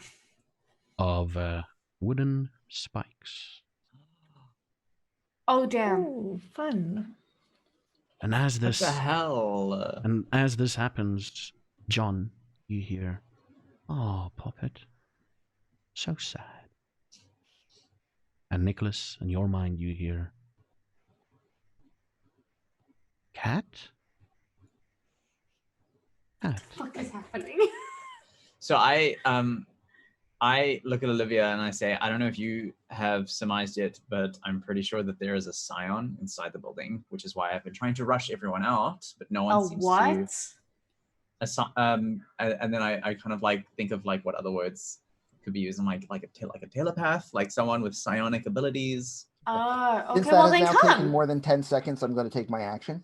Sorry, what Okay. did you say? Since that has now taken more than 10 Mhm. seconds, which Yeah. means that was their entire combat round, Yeah, Mhm. I'm going to take my action. do it. Yeah. Let's Olivia's get the... on the other side of the hole, correct? Yep, she's on the Yeah, other so side. cool. Sweet. All right. So, since everyone else just declared what they were doing for this 10-second period, I am going to grab Nicholas by the wrist and 360 so that I discus throw him over the pit. Okay. That might hit me. You've got Wait, the don't I kid. have- You've I got have the kid Ale- with you. Who's got the kid? I have a Limbix in my hand. He's over my Which- shoulder. The kid is over my shoulder. Okay. Well, Nicholas, you'll just have to cradle them when you land. You're agile. Okay. I'm not worried about it. Which I do. And I say, so I kind of get up and I'm like, Well, you gotta roll But- if you land. Oh, of Don't course, you have to do I? roll for it? do I? Yeah. Well, first off, we need a strength, and Yeah, the I'm second gonna has to call it. roll. I'm gonna call it a strength. Oh, Are you shit, I gonna thought you were resist talking at to me. all? Are you gonna resist at all, No. Nicholas? Okay, I'm gonna get a strength, really. and No, just let shit happen. It's fine. Yeah. I'm gonna let John roll me a strength, and I'm gonna call it brawl for that throw. Okay. Either brawl or athletics, it's the same roll either way. So Yeah. Or athletics, yeah, because you're discus throwing him. Oh yeah, you're discus. Yeah, well, same roll. I'll use athletics because my intent is not to hurt Okay. with 3 extra dice. Which I think I could feel, which is why I wouldn't resist. Just have Wow. a interesting way of doing things. What role is Okay, this? so- Why are you guys pulling this face? Okay, that is 10 successes. I set up a difficulty, My and God. this I'm fucker glad just... I'm glad I claimed without the intent of hurting because Yeah. So what exactly happens? How do you throw him? Where does he land? What exactly happens? Do you throw him past Olivia? Do you throw him? I throw him towards but not at Olivia. My intention is mostly to make sure that he crosses the pit but at a shallow angle so that if he has to road rash a landing, that's fine. But I'm Mhm. trying to throw him in a way where he is in the least where he is guaranteed to cross the distance, but at the least possibility of injury. Okay. So you're letting him basically... It looks like you're skipping stones. with Yeah, him, pretty much. Basically, yeah. I need a dexterity and... Okay, first off, Olivia. Yeah. See, I'm keeping track of rounds. You see this happen. He lands. Okay, we don't know. He's flying through the air currently. This guy With the greatest of ease, with a apparently. kid in his arms. No, you've got the kid. No, No, I've got the kid. You've got the kid. That's yeah. gonna be my I've next got an level. alembic. He's got at least one alembic, full of red stuff, blood. Yes, you smell blood in that thing. And he's like, "What are you doing? Are you I getting just out step of to the way?" the side. I step to the side up against the opposite wall. Cool. Nicholas, roll me dexterity and athletics. See how well you land. I mean, with that, I'm gonna give it to you. Cut off there.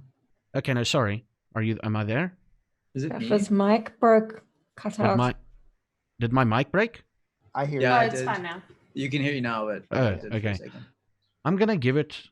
You don't have to roll with that. Roll that second with that John Andrews pulled off. You land safely. Nothing breaks. I'm gonna give Not it to even you. the jaw. Dang. Yeah. He's being That's a nice. critical- That's 10 I also- successes, motherfucker. Guy, wait a second. I have Cat's Grace. Mm. So so I want to use Cat's Grace, Yeah. which is the vampire gains a balance and grace equal to and surpassing world-class trapeze artists.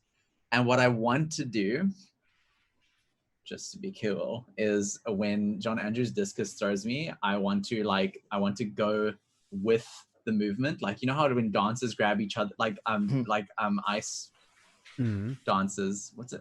Yeah. What am I thinking of? Ice skating. Figure skating. Thank you. Yeah. Figure ice skating. Figure skating. Figure skating. Thanks. Figure You know when they skating. pick each other Also, up and ice like, dancing is correct. I mean, yeah, technically. So like, you know, in figure skaters, they like grab each other and they do that spin, and I want to be like that. And then as my legs get parallel to the wall, I want to, when he lets go of me, I want to kind of like wall run and then do a kind of like side cartwheel back onto my feet on the other side. While holding this thing.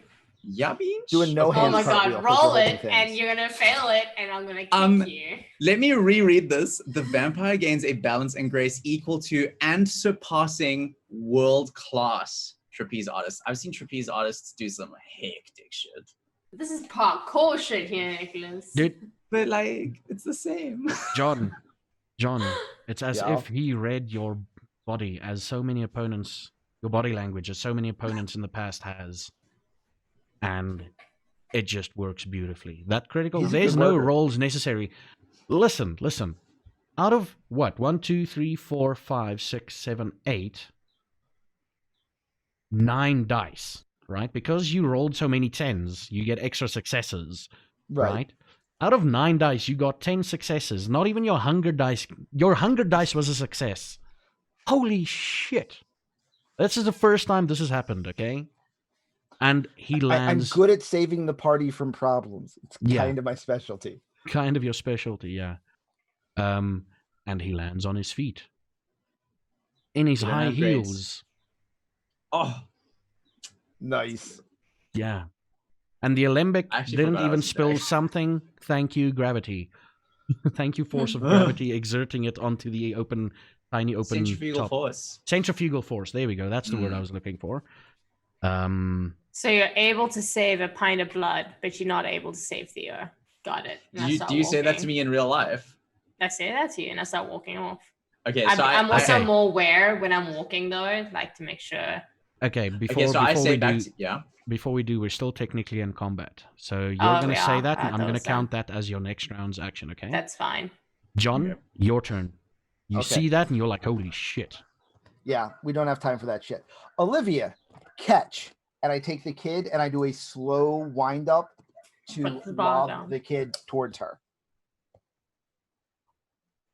Cool. You're throwing again.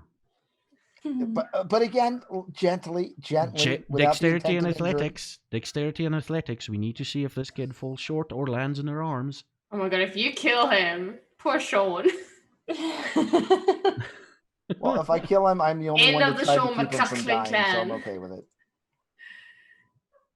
Well, at least we got the blood stuff, right? And I'm going to do, I know 4 successes is probably enough, but the character would inherently spend a willpower on this because he knows it's not as good as his last throw. Okay. So it's 4 successes added That's by... more his cockiness running this. Where are the willpowers? That's I was the worst person to throw this at, by the way, because I'm injured. Well, there's only 2 options, and the other one's holding glass. I'm holding glass too. Not as much. We're holding All right, the 6 same. successes. I'll take it. 6 successes in total. Just mark your willpower that you Yep, spent. yep. Okay. Okay.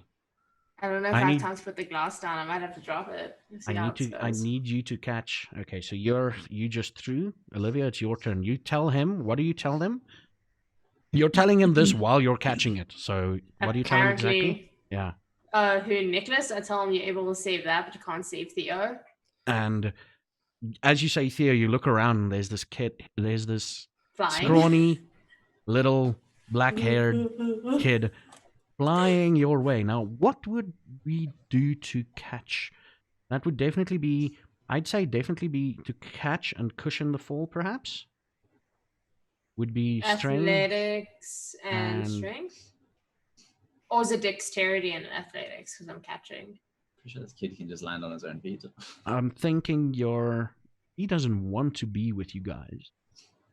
I'm thinking okay, you rolled a 6, right? Mm-hmm. In total, did. John. Yes. You rolled a 6 success in total. I'm just going to quickly do this. How badly does he want to...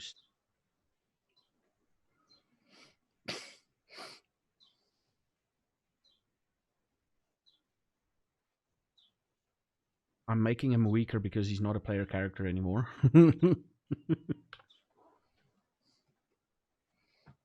Okay, I mean, what I was want he you... ever really?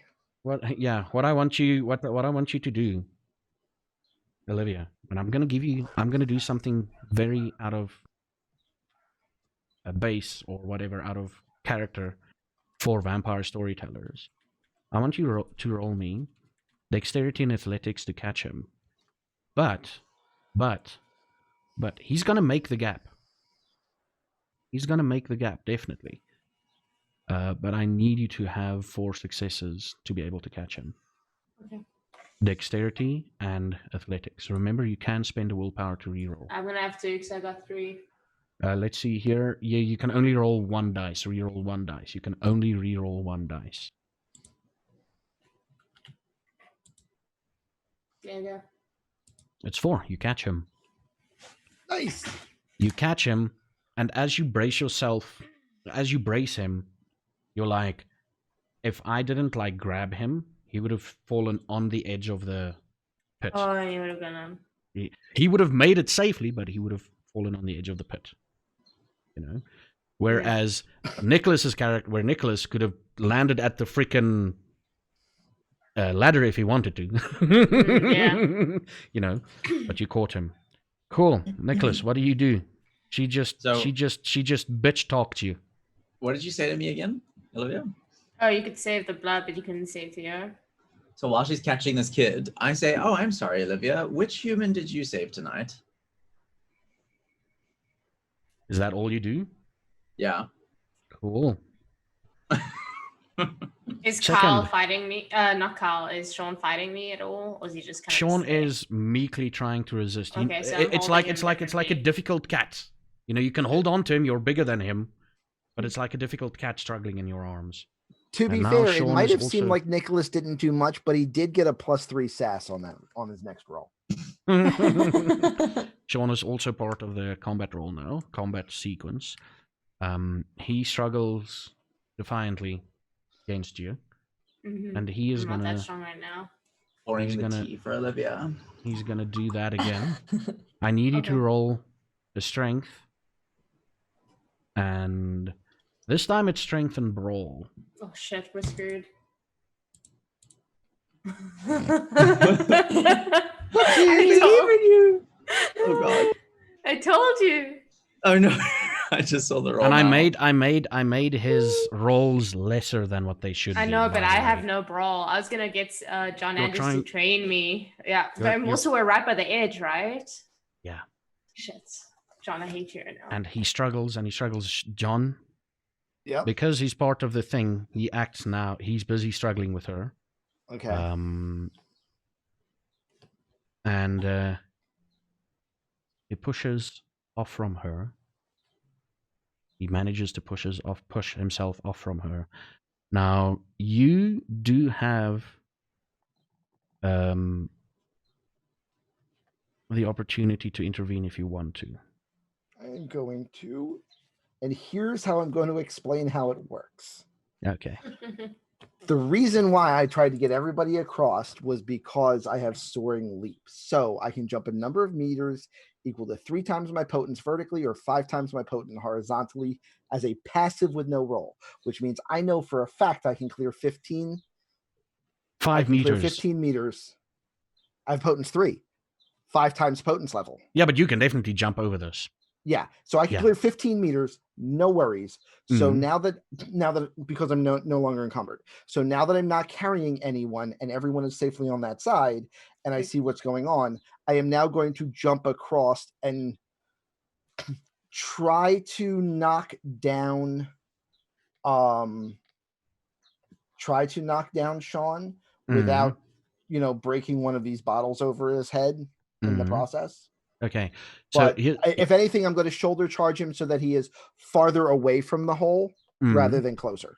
But remember, I'm right behind him. That's exactly what I wanted to say. Okay. So you're gonna shoulder charge both of them.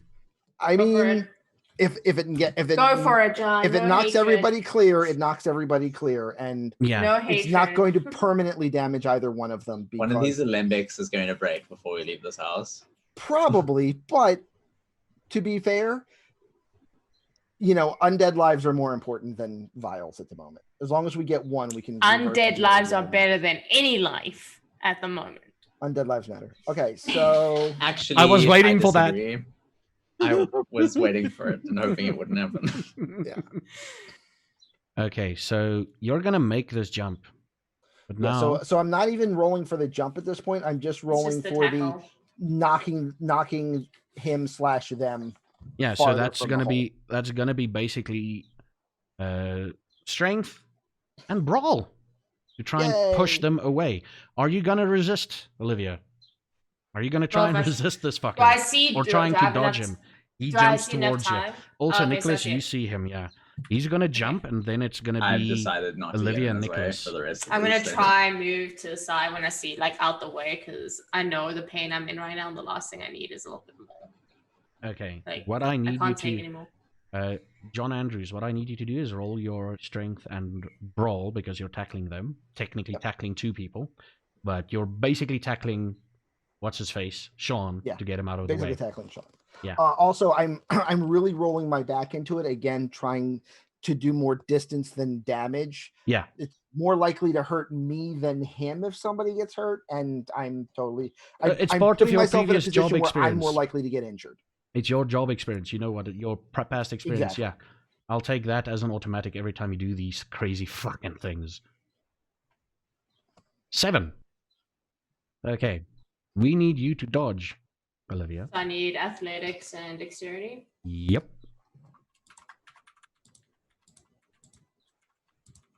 Three.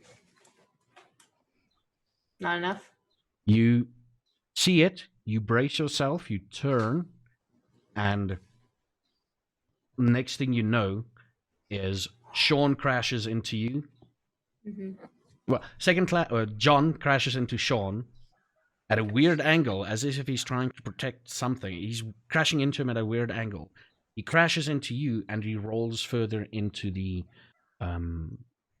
hallway. Yeah. And now the angle that I hit him at, literally to the 2 of you, it looks like I dove poorly. Like it actually looks off balance and looks like I hit him wrong. Nicholas, you see this happen? I probably hit him with the back of my shoulder blade rather than the front. Do I have to roll for my superficial to see if it gets worse? They punched against you superficial. Because I have a superficial. Will it get okay? No. That's not the case here. I mean, I could go technical and say, okay, it's 3 damage to you, but I'm not going to. So let's just leave it at that. Yay. You see this happen in front of you, Nicholas. This bullshit. This crazy motherfucker. So John basically shoulder charges Sean, right? Yeah, he tackled him over a pit full of spikes. over a pit full of It's spikes. a good day. So I'm like now just fed up with everyone, and I say to Sean, and I say, that's how it starts, my dude. So you better just chill, because it's gonna get worse for you. No, I'm just like completely changed my character. Like my character, because he's so old and also British and theatrical, sometimes his archaisms kind of like code switch between his archaic language that he was used to and born with to the language that he's adapted. What's your surface thought as a character right now? I desperately want to get out, and I'm also, even though I don't particularly like her as a person, I'm worried about Theodora, her well-being, and so I'm like trying to get out. You hear something in your mind. Oh, Kit Kat, stay. And it's in the voice of someone you knew. Let's have a little fun. Okay. Like in the old days. So I kind of like shout out loud. I'm like, whoever you are, I'm very well versed with psionics, and you're not intimidating me. You feel nothing. Olivia, roll me a willpower there quickly. No. What? Oh. No. Hi.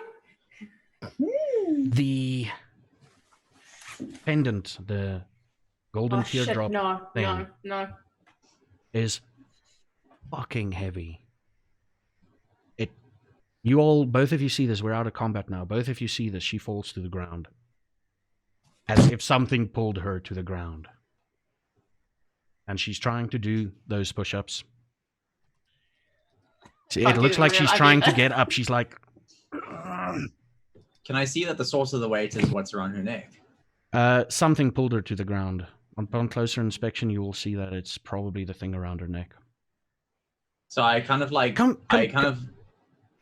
She's trying to push herself off the ground, and she's facing, like, she dodged the incoming attack, sort of, and she fell down, but she's still facing the pit, right? So you see the necklace is hanging from her. It looks like a golden teardrop, but it's about yay big, you know? And if you look at it, it's leaning towards the pit. Oh my god.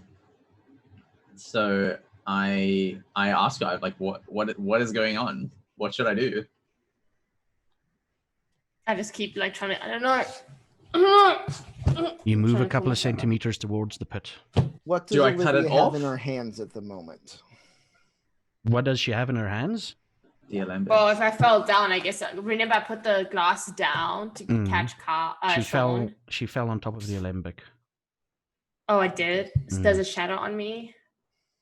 It should shatter. Yeah, it's not that strong of a glass. Then I have no grip then, because there's blood and glass everywhere. So I'm probably I can't even stop myself. Although I'm probably gonna stop side. Pyrex is pretty shatterproof. Is it shatterproof? Is it shatterproof? So that's just gonna fucking hurt. So it didn't. Okay, so it didn't. Resistant as nothing is proof, but.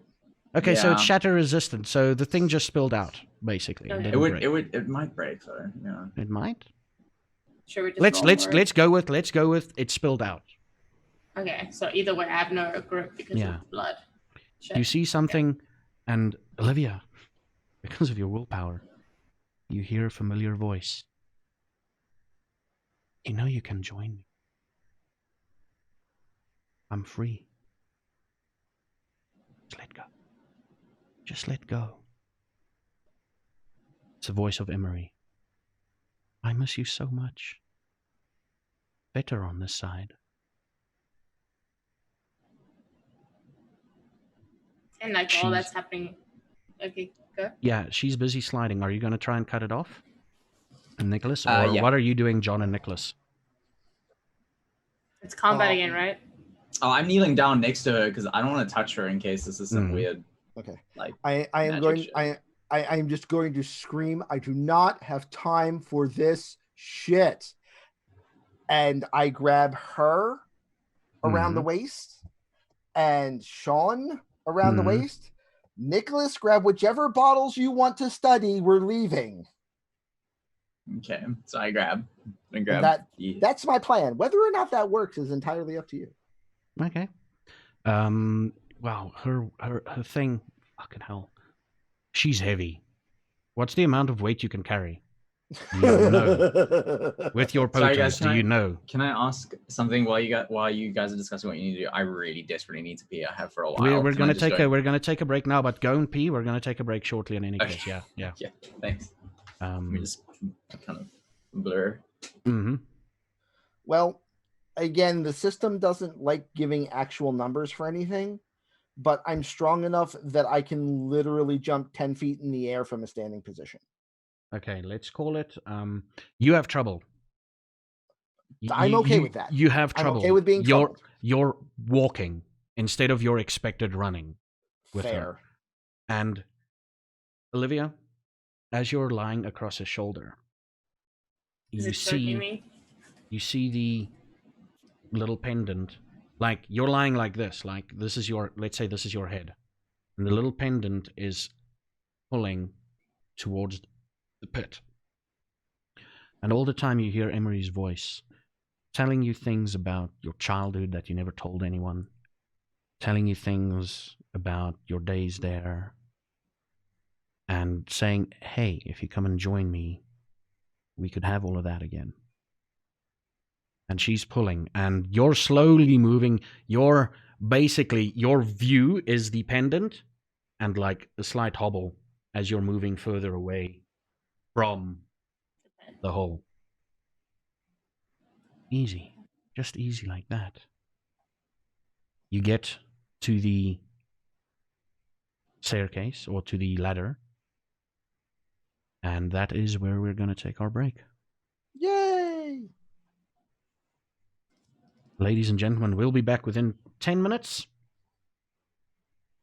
So let's call it on the hour. We'll be back on the hour. And we'll continue from there. Please, I'm typing. Okay. Can you hear us? Can you hear us, Nicholas?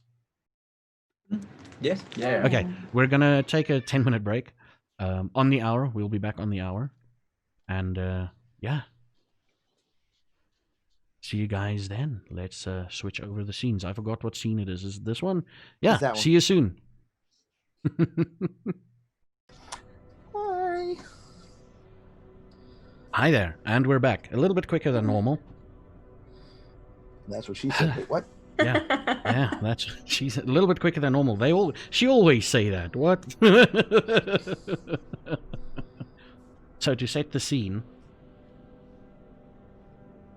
John is carrying everyone. Theodora, you can be unseen at the moment. Hey, you can just like. We want to see your facial expressions with all the crap that's about to happen. That's not reassuring. She is Olivia, and the kid is being carried by John. Now the necklace is like sort of straight out from Olivia's neck, pointing towards what you could guess is either one of the rooms or the pit. Right? Okay. The rooms or the pit. What you've seen him do tonight, you know he shouldn't be struggling to walk this slowly. He shouldn't be struggling to walk this badly. He's walking restrained. As if something is weighing heavily on him. And what do you do? This necklace is still like basically pointing. So I reach up my hand and I try and put the necklace under my hand and I try and lift up just to like try and see if it's that.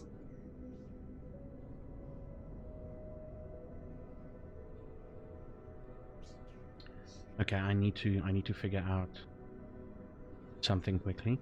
What is your? I'm gonna ask you now.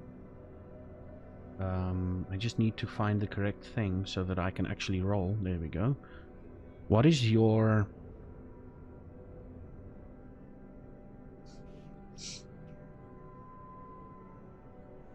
My OnlyFans account. Your OnlyFans account, of course. Well, let me tell you. Not on Twitch. Not on Twitch. I Um, don't know. I'm just joking, guys. I'm serious.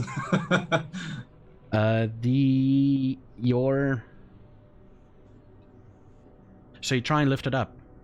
No, I just like put my hand under it, like, just to like feel the weight. Yeah. So you feel the weight. You get into contact with the thing. You're trying to get into contact with the thing. Oh god, I see where this is going. But yes. Okay. You know where this is going. No place good. Is that the correct formula?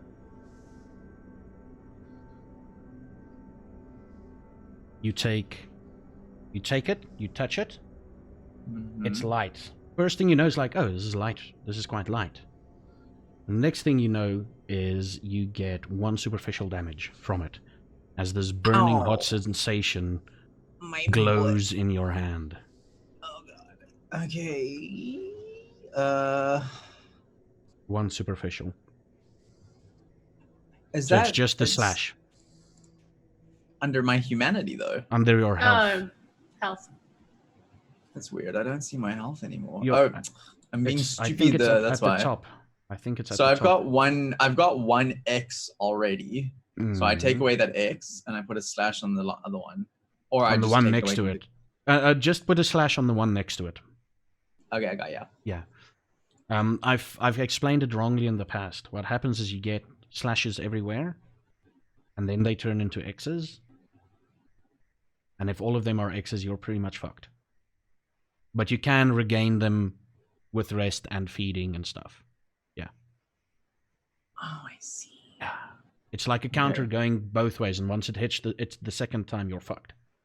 You don't want it to hit the second time. Usually combat doesn't last that long.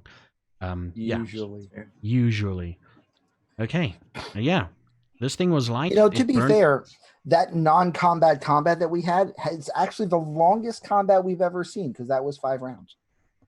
It was, technically. So 1, 2, 3, I get 4. this weird sting, and I say, "Ow, fuck, Olivia, what is that?" It looks like I'm annoying. No, I'm joking. Well, then, do I still hear? No. Do I still have the voices in my head? You still have. Then I'm probably not going to respond because I'm going to be fixating on Emery's voice too much. I'm sorry, Nick. No, I know Olivia's connection to Emery. It's like you can reach Golconda. I look over my shoulder at Nicholas. Don't touch her whoopee. Let's go. So wait, I do I see that Olivia's, because Olivia's normally got some sassy comeback. Do I see that there's something going on? Is your eyes closed? Yeah, because I'm just trying to think. So she's focusing on something. Okay, so I don't consider this metagaming, because this is what I would have surmised as my character anyway. Like I get the feeling that she's probably experiencing what I'm experiencing, and that also makes me feel more certain that it is a scion of some kind and not, what it's trying to pretend to be. So I say, Olivia, it's just a telepath. Whatever they're saying to you, it's not who they're pretending to be. They're just trying to mess with you. Do you open your eyes at all? No, just focusing on. You're just focusing on the voice. You're just focusing on the voice. Would you please let me know when you open your eyes? Okay. Please. So I grab her shoulders. Then I'll probably open as soon as the contact hits. Yeah. I'm like, Olivia, it's not real. Just focus. I know what's gonna happen. Emery is saying this to you. Emery is standing in front of you. I knew it. What? It's on this wall. Emery is standing in front of you and saying, "This is not real." Are my arms free? How are you carrying her? I would not be holding her arms at all. No, I've got her he's basically on the lock, so yes. Yeah, on the hip lock. Yeah. So I take my hand and I gently try, touch her face. Do you let her touch you, Nicholas? Sure. No, bitch. No, bitch. Okay, so the funny thing is, she's touching your face. Are you trying to brush hair away? Are you touching to brush hair away, or just touching the face to feel if it's real? Yeah. Because that's why I was thinking. I'm like, she's not real. It's not real. It's not real. She's touching your face, and so 2 of your fingers at the bottom, the pinky and the ring finger, as you're touching the face, brushes through her hair and gets stuck a little bit. You know, like those random cooker? You know, Yeah, I like- got them all the time. yeah. Gets stuck. So what you see on your side, Nicholas, she's touching your face and her hand suddenly stops in a jerking motion. What do you do when that happens, Olivia? I kind of just like slowly try to pull it out, and then when I don't, just pull my hand out and then go back to doing it again, like raising it. You've seen this before.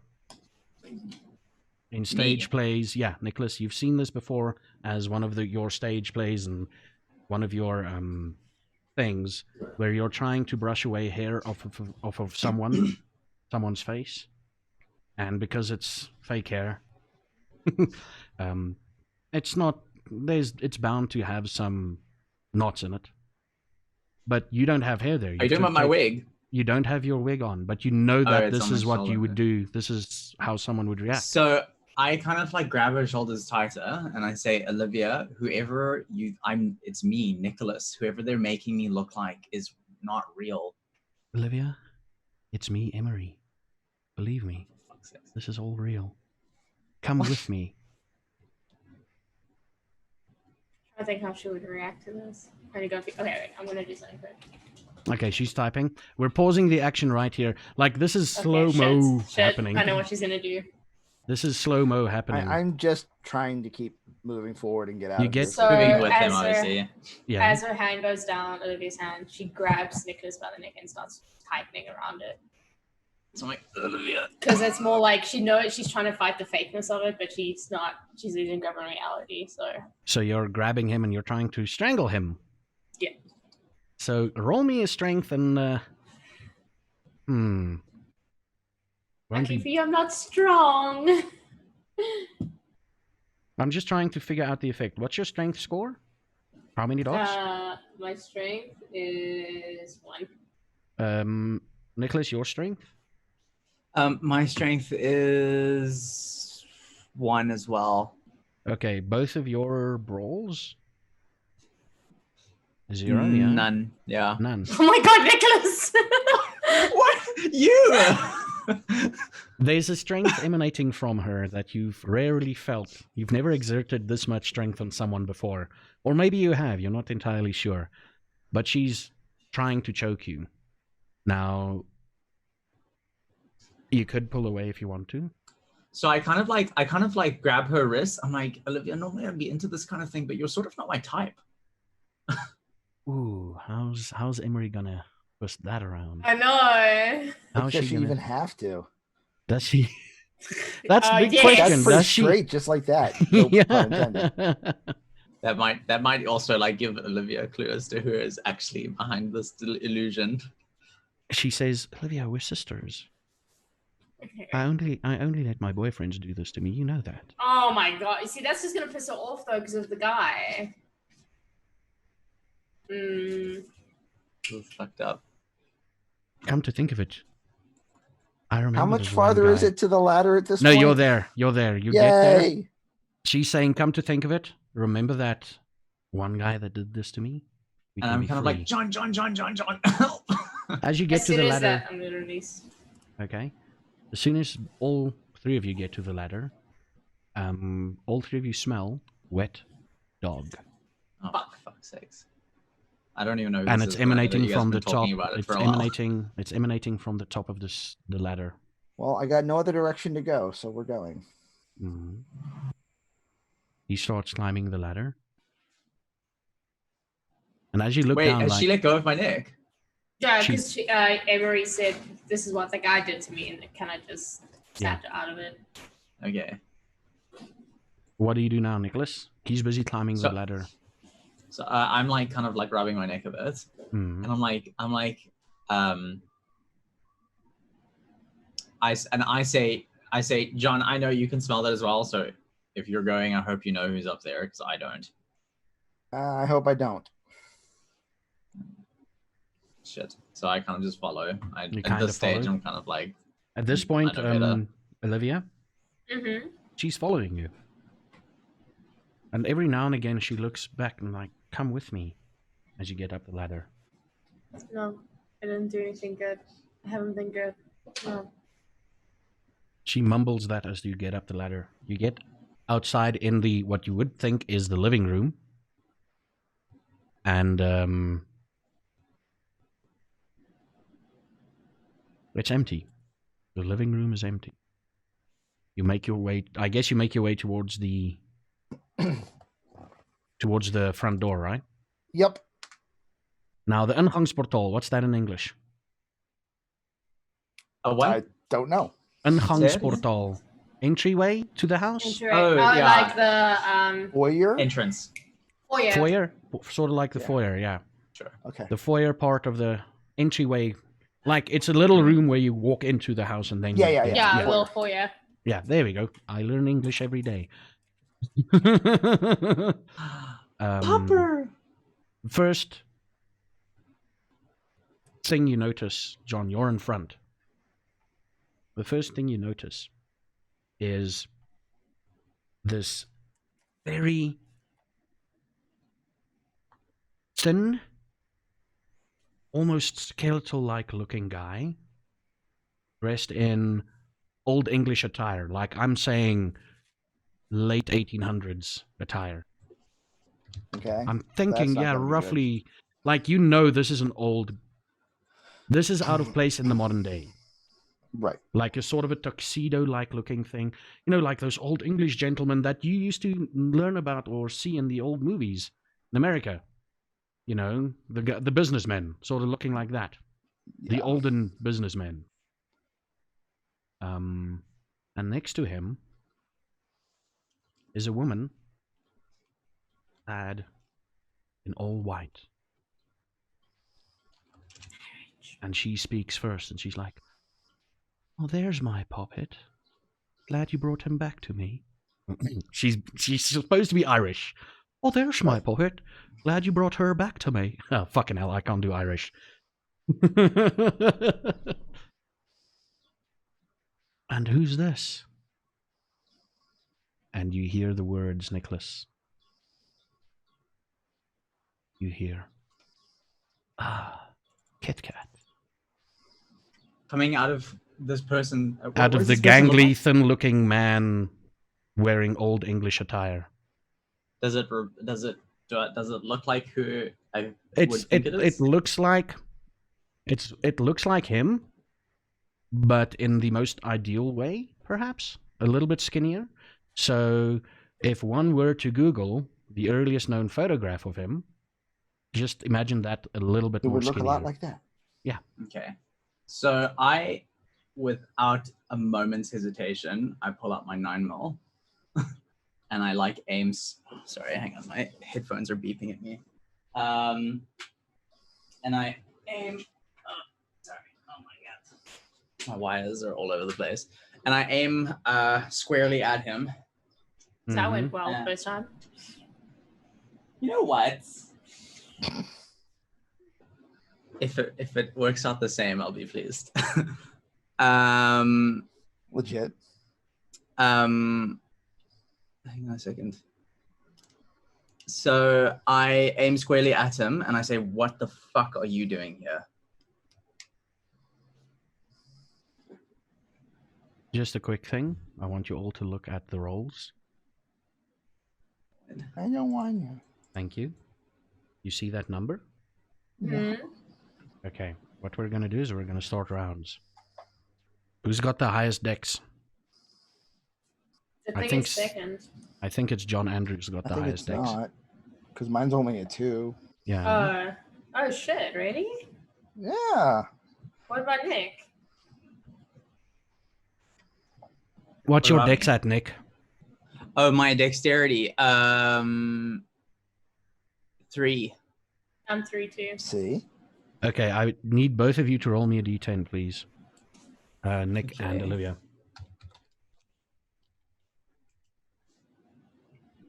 Oh wow, good for me. In the way that it isn't actually.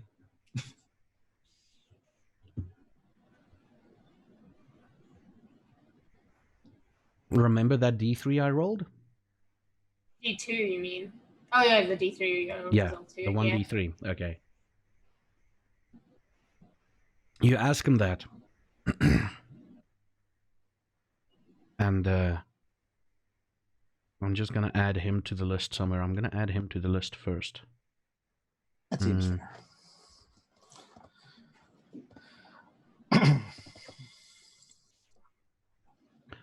I'm here to make sure you're safe and to get you out of this forsaken place.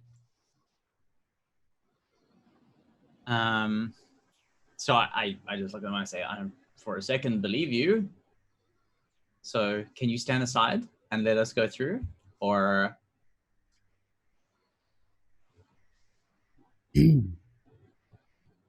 Roll me. Now I need to check up on skills there quickly. Give me a few seconds. Oh shit. It's never good when skill rolls come into play. Yeah.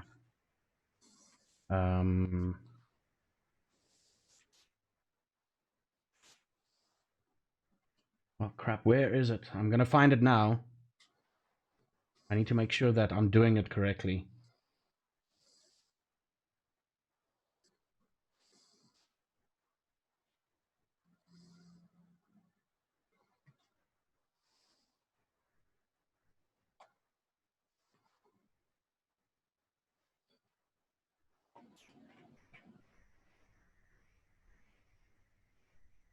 Okay, where? Come on, you bastard.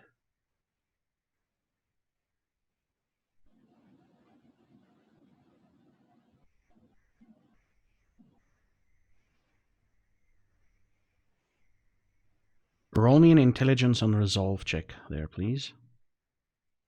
okay.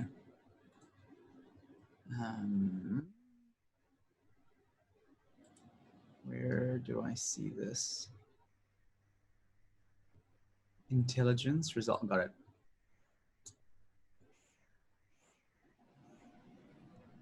Did you roll? I did, and it's pretty good. Nice. Yeah. It's very resolving. Thanks.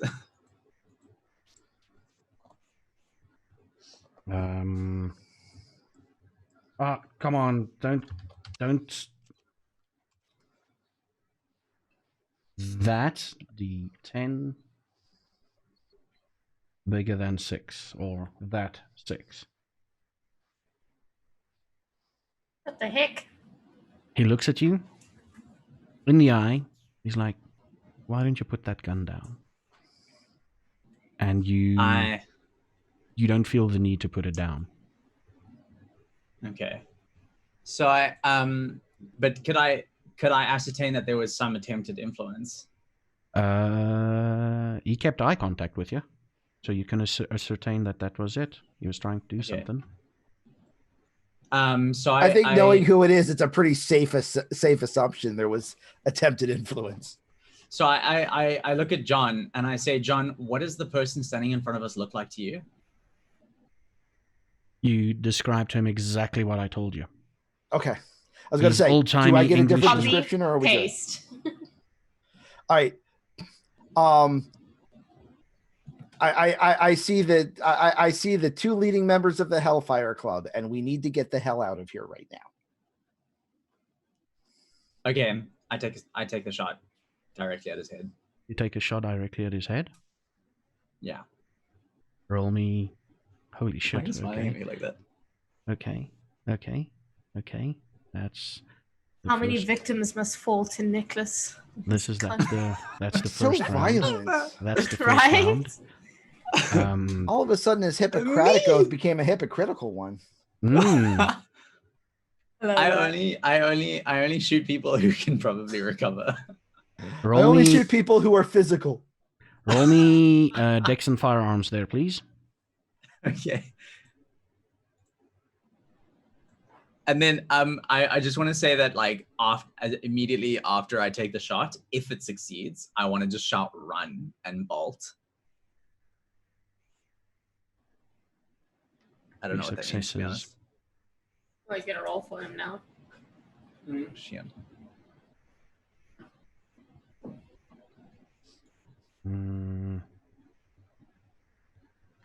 Okay, now I'm gonna have to do some mental math here. So that's 1 success. So that's... You hit him squarely in the shoulder. Yeah, that's fair. And I don't know how you missed that if he's right in front of you, but okay. Well, you know, he Yeah, wasn't shouldn't- trying to shoot around a human that he was feeding on. So Yeah, I didn't know that. Shouldn't I get an advantage at such close range? what is no, you do hit him and he takes damage. He does take damage. I was You aiming. hit Okay. You hit a chunk out of him.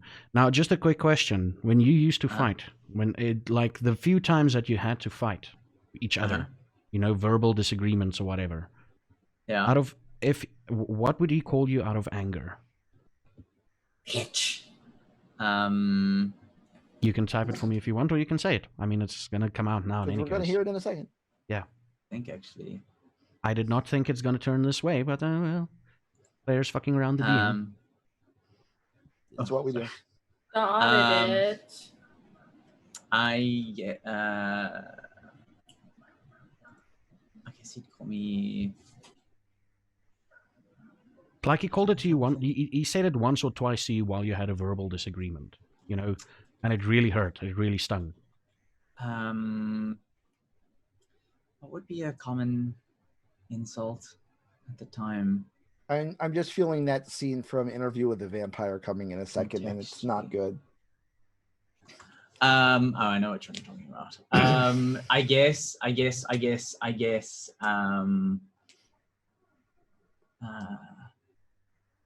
Wow, that's a great question.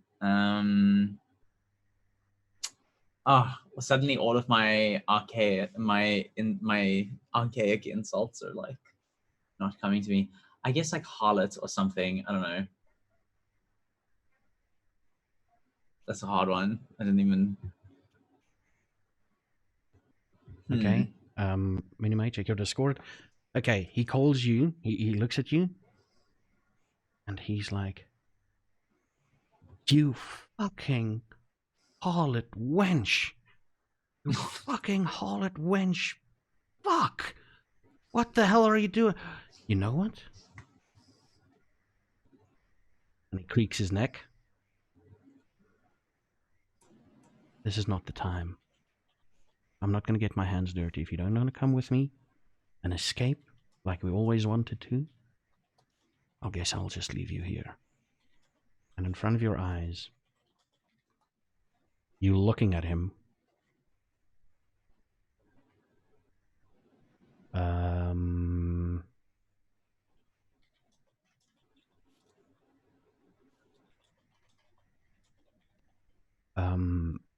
In front of your eyes, it looks like shadows poke him. It's like these leaflet fingers. It's like these fingers looking like leaves covering him. And he backs off. Do you guys want to do anything while this is happening? Nope. Next up is actually Sean. He's still struggling, but he's given up because he's close to Mummy. Should have double tapped. I see that, Olivia. And it's difficult. It's difficult. And I forgot about something, second class. Oh, good. There's a voice inside your head. Take a bite. Take a bite. The fucker is right here. Take a bite. He's in your arms. Just out of his butt cheek. Come on. You want to bite him. Want to feed. You've let me lay dormant for so long. If we feed right now, the two of them are going to kill us. The two of So who? we're going to run, There's and only then we're going to one. feed. There's only one. Which one? And you look, and the guy's gone. The scraggly looking guy. Fine. Angry mother. Won't matter. We're still leaving. Wait, second class. When you described that guy to me, you said what exactly? The phrase I used was the leading members of the Hellfire Club. I'm gonna be honest. I didn't really know what that meant. That's fine. Honest. Okay. Was it so if you had, okay, that's what your character said that to me exactly. I wouldn't have Yes. known what they meant like as my character either. So I stand by my decision, I guess. Mm-hmm. Not that it matters. Okay, so he's gone. And someone's up next.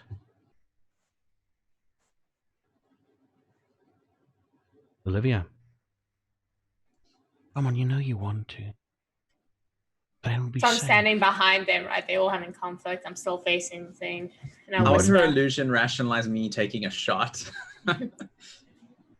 take me. And I open my eyes and I turn to the woman. Take me. Leave them. Do you guys realize what just happened? No, Are you stunned in silence? I don't. Olivia? Confusion. Waiting for my opportunity to act. You're And I sitting start there. walking towards the lady. And Okay, I you keep start- repeating it. holding Take you. me.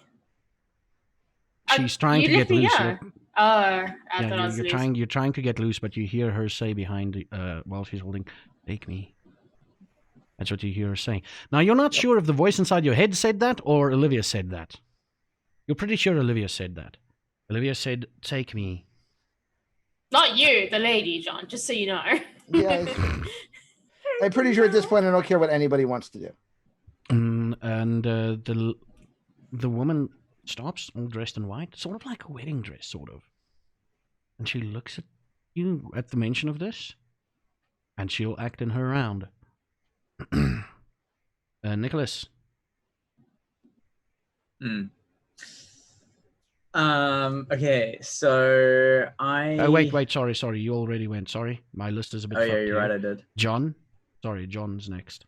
Okay, so if I'm correct, this is a wooden structure built on top of another one of the bunkers that we've already dealt with. Okay, the house is brick and mortar. Oh, The it's flooring brick was and wooden. mortar. The flooring was wooden. That's why there's a lot of wooden Oh, splinters. that's- You're in a part of the city that's got still some of that old-timey houses with real wooden flooring. Man, brick and mortar is so much more inconvenient. I definitely don't want to head towards her. How large are the windows? You'll have to move outside of the foyer to jump out the windows. Old part of Bloemfontein, these windows are pretty damn huge. Okay, because I don't want to go any closer to her because that's Mhm. going to be a bad day for me. Mhm. So I'm going to take a step back into the room that we were just in, Mhm. and then just kind of like still carrying frickin' frack, kind of like try to lunge through the window and start escaping. Yeah, okay, cool. Am I still heavy for him, by the way? You're still heavy. That's why Oh, he's yeah. slowly moving. I was He's just moving wondering. very slowly. You can struggle. I'll give you an extra dice for that struggle roll, Olivia. Okay. Are you gonna hold on to her if she struggles, John? Yup. Yep. Okay, I need you to roll me. The thing isn't that powerful, so it's 1d10 extra. So what's your strength now, Olivia? Currently, My it's one. strength, 1. 1. Oh, that's going to So- double it. I need you to roll me 2d10s. Just roll me 2d10s. I'll figure out the successes.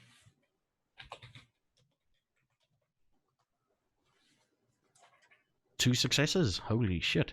Second class elitist. What's your strength modifier?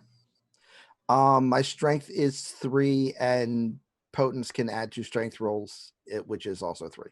Which is also 3. So it's 6. So Okay. you're gonna roll 5d10s for me, please.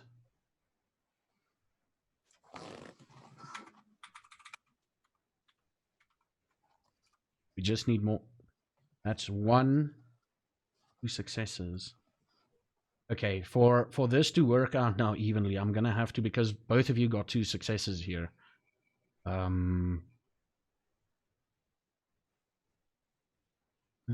I choose to spend a willpower point. You choose to spend. I choose to spend a roll bubble. You Hey, can't. you can. You can once he spent it, and you can and see if you can beat his. Right, but she only had 2 dice. Both of them She were only had- successes, right? Both of them were successes. She has no dice to re-roll. She can spend her willpower. Nothing will happen, but she can spend if she wants to. I was joking. Jeez, people. I just wanted to be that like sour grapes moment. I get 3 more successes. You Also, hold I'm on going to to be her. right back because something's happening outside. Okay. You hold on to her. Never let me go. Never let me go. Yeah, you hold on to her.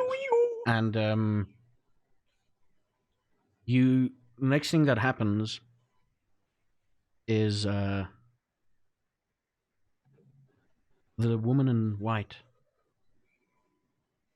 says to John Andrews, "Let go of my child. He's mine. And let go of her." And we'll wait until John Andrews comes back. In the meantime, as she says that, and I'm going to have to repeat it for John. Wait, the woman in white's not like Olivia's illusion. This is something we can all see. This is something you all can see, yeah. I'm In sorry. a white I wedding. was assuming... Okay, so the white wedding dress woman was standing in the foyer next to the guy that you know. Were they like kind of chummy? Like not... They were standing Fighting next to each other. That's dodge. Yeah. And the woman in white is her sister. In angelic white clothing. I should have been more clear on that. Oh, shit. So the woman standing in front of the foyer is someone else.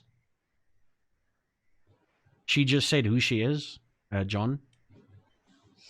You hear the woman in white say, "Go of my puppet." And the other one, he wants to stay. Piss off. Piss off. And as he says, piss off, all of you notice a red dot on her dress, on the woman's dress. Well, except John, because he's not looking at her. He's busy walking out. I was literally wondering what happened to that. John's busy walking out. John, you notice, you will notice this because you've seen this before. There's definitely a red laser sight on top of, pointing at you somewhere. Smoke just strategically waved past you like, what does that raise? And you look down like, oh, fuck. It's pointed at you. Oh, I thought it was mine. And that was what the That'll be D3. unpleasant. That was what the D3 was for. And what round would they show up? And what round would they be active? Okay, that guy is doing his thing. He is just lying limp. Next up is Olivia. Are you still struggling? You're still struggling. Am I still hearing her voice? Her voice. Her voice. Emery's voice? Yeah. She keeps Then on yeah. insisting that you need to do this. Then I keep fighting. As long as she's in my ear, I'm gonna keep. Because Okay, my willpower has not been helping me. We've realized that fighting against second class or John Andrews' potent strength is a bit useless. He's holding on to Not my like dagger. I his- mean, I am going to run out of willpower points that I can spend very soon. So My sooner or arms are later, I'm free, going to right? get worn down. My arms are free, right? Yeah, he's holding you on the hips. I'm sorry, John, but willpower has just not been on my side. I grab my gold dagger and I stab him in the back of the neck. Sorry. I've been rolling 1 and 2 willpowers. They've not been helping. Is me. there anything on the gold dagger specifically, or just the gold dagger itself? Well, I could use the gold dagger to make his like arteries burst, but I'm not going to do that ritual to him. I'm just stabbing. I'm not putting my powers into it. Okay, let me just quickly see here. Well, I could, but I feel like that's just mean. Emery, like Olivia cares too much for her party members. That's why she's doing this, because she's told that she will save them if she does this. So, second class and Nicholas, quickly out of game question. That would be a light piercing weapon, right? You mean from a Dungeons It and should Dragons be perspective? considered that, yes. It should be considered a light piercing weapon. Okay. And I am completely unarmored. You are completely unarmored, yeah. You're not even trying to dodge because she's not trying to do it. You're trying to stab him. Roll me. I guess because he's right next to you, you don't need... Okay, strength and... I guess that would be melee? I mean, she really can't possibly miss. She can't really... No, she can't... This is just to determine the damage, basically. But I have a question though. Considering this isn't necessarily a... I mean, yes, it's technically a combat action, but it's not like combative. I wouldn't imagine she's doing it particularly fast. Would I not notice this? He's around the corner. You heard his voice say, "Piss off!" And then you saw the dot on her. So you can't really see what's happening there. How? Because I was with them when I shot the person. But that was a round before. And then I said that I went out the window. He's a different round to you. Yeah, he just basically backed off and walked off in his round. Oh. Yeah. Oh, I see. Okay, I get it. Too superficial, John. As you feel a sharp stab in the neck. Oh! You're going to regret that. Are you letting go of her? Not yet. Not yet. Okay. John, don't push this, because then I'm going to have to do... You're going to feel really guilty about that tomorrow. Nick, what are you doing? I hear that pain, and I jump out of the window as well. Okay, you'll have to just... But you can move quicker. Yeah. So you jump out of the window? Do I see the dots on his chest? I think you're a bit too occupied to notice a dot on him. Although, hang on a second. Because you're running past him to bolt out. Next round, he's going to jump through the window. Okay, I see. I just have a question, though. From a physiological standpoint, would vampires not be able to see infrared on the light spectrum because of their night vision? Not if they have night... they need to have heightened senses so that you can see extra. So you can hear super fine, you can see bloody damn well, but you don't go into that spectrum. Okay. Yeah. So I see that Olivia has obviously stabbed John Andrews in the neck. As you run past him, yeah? Are you going through the window still, or are you stopping? Are they still in the window while this is happening? He is he's in this round, in the description of the round, or whatever you want to explain. He's literally like, and he's like busy slow mowing through the window with his elbow. Okay. So I see what's happening. I say, John, give me the kid. Okay, okay, we call that a free action, I guess. Okay. So I grab Sean and yeah, I grab Sean and I'm trying to also kind of get through the window with John from behind. Both of you break through the window at the same time. John, I guess that's still what you're doing. Okay. Then she reacts. Okay, this is now well into 3 rounds, but this needs to play out. Hopefully it ends soon, because we're gonna die. It's going to... this is going to be difficult. Just give me a few seconds. She is doing... What No, take your time. Take your time. It's fine. Oh, okay. She is doing that. Okay. He's still struggling. No, he's in someone else's arms right now. Nicholas. Can Nicholas even hold him? You're struggling against someone. He may be a vampire, but he's also a 14. He also has a 14-year-old's body. I think I'm okay. Oh. What? You're trying to hold on to him, right? Sure. for. I'm going to be a clever DM and show you what you need to beat. What successes you need to beat, okay? All right. Roll me the strength and brawl check. Okay. You need to beat 2 successes. Oh, that's easy. I made Oh him wait, he's meter only for got this. 1 dice. He's only got 1. Oh God. Okay, so I He take it breaks- that's. He breaks free from you. So I just remembered. Yes, what's true. can I take a Easy. reaction? Oh wait, twice as many successes as dice. Never mind. He Can I breaks take a free reaction? from you.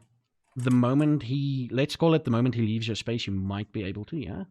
He takes Okay, a so I reaction. quickly. Just a quick thing. He Yeah. breaks free, kicks you. Little bitch. Kicks you where it would have hurt if you were a human man. Sure.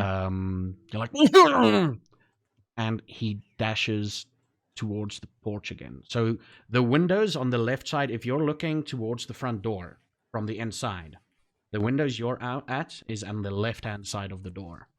So he dashes to the right towards the porch. That's the way he's dashing. I'm going to give you this one reaction. What do you want to do? Okay, so I whip out my gun, and I say, I whip out my gun and I say, what would I say? I don't know. I whip out my gun and I point it square at him again, as I am wont to do in this session, and I say, move and I'll drop you. Here's the important part. Uh-huh. Are you a man of your word? And he continues on running. He doesn't say that. I'm asking that for you. Okay, Oh shoot. yeah, totally. I'm gonna shoot Dex- him. I'm gonna shoot. Dex Can and, I say where I want to shoot him though? if you want to shoot him, it's going to add a bit of a difficulty, but you can. Yeah, where do you want to shoot him? I was gonna say center of mass because he's a vampire, so that's really Yeah, if you're that's just fine. going to shoot center of mass, there's no reason to declare Yeah. because that's where you're aiming.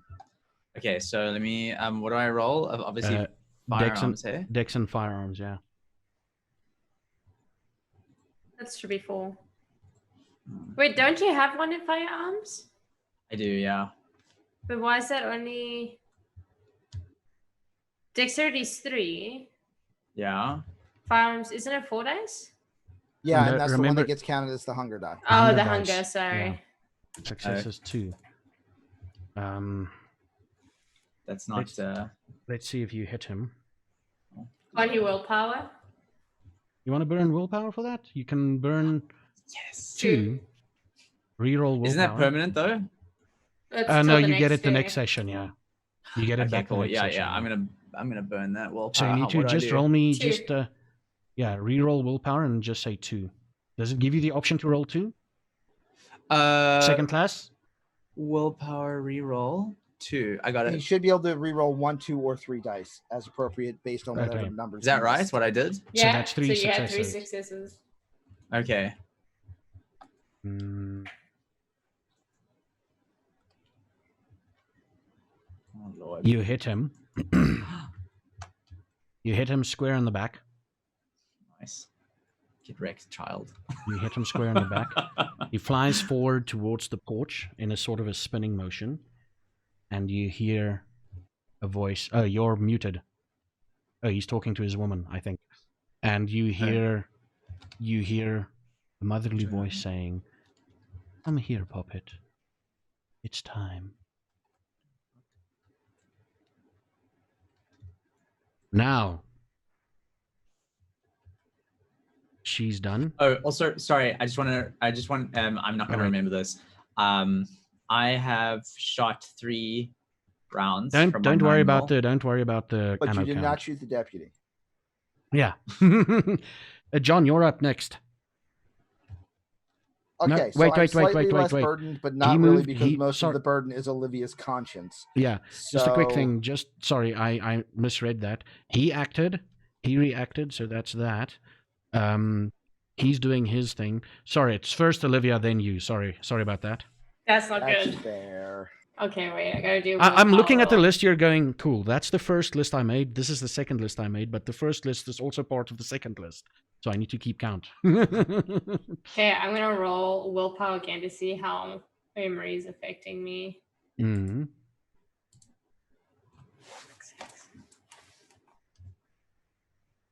John, Be I'm free. so sorry. Be free. Okay, It happens. I have the dagger in my one hand. Mhm. I bite my hand, blood. Put my bloody hand over his wound so my blood touches his. I've been waiting for this, honestly. Stab him again, pull it out, and I throw the blood back on the floor and give him Dagon's call. Okay, what's that? Archery explosion. Okay. What page is this? I'm so sorry, John. 278. You saw the willpower. It was just not in my favor. 278, you say? 278. Yeah, it's resolve, blood sorry versus stamina and resolve. Each point of margin on a wound does a point of damage to the victim as their blood vessels burst and their lungs fill with blood. It's only superficial to him though as a vampire. Oof. Oh Okay. my god. Who invented this skill? Yeah, but it's Stamina gonna get and interesting. resolve there. Resolve blood sorcery. Olivia, resolve and blood sorcery, and John, stamina and resolve, please. Okay, that's 5 successes for Olivia. Oh yes!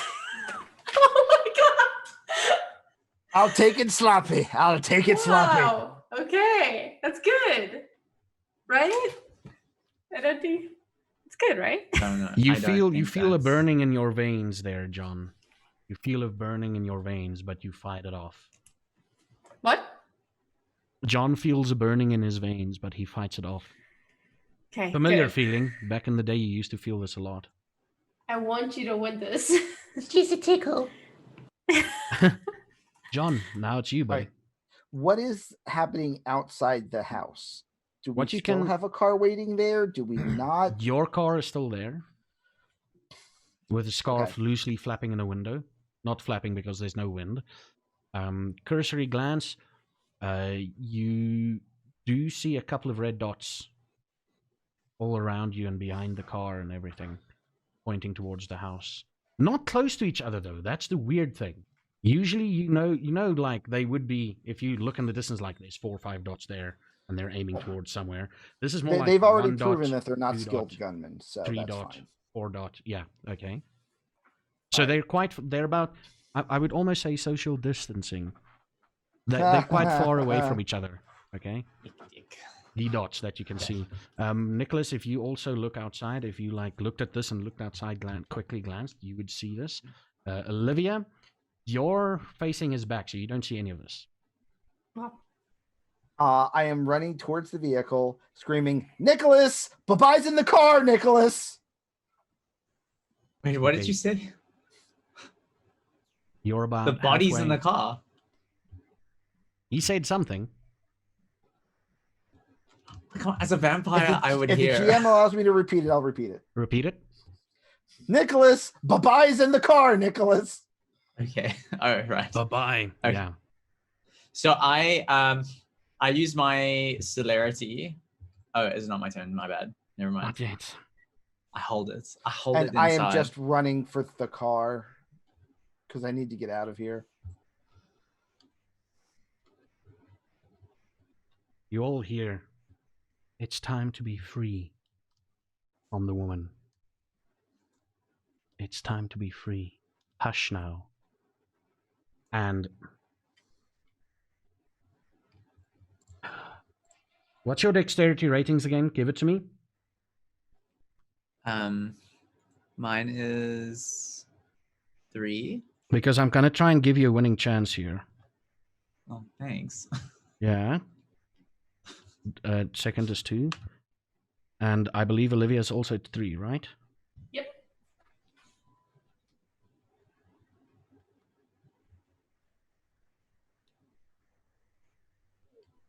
Do you want me to go it in a specific order? Do you want to be assigned random numbers? John, you're number 1. Nicholas, you're number 2. Olivia, you're number 3. So basically, remember your numbers up until 6. So John would be then 4, Nicholas would be 5, and Olivia would be 6. Okay. Okay. Shit.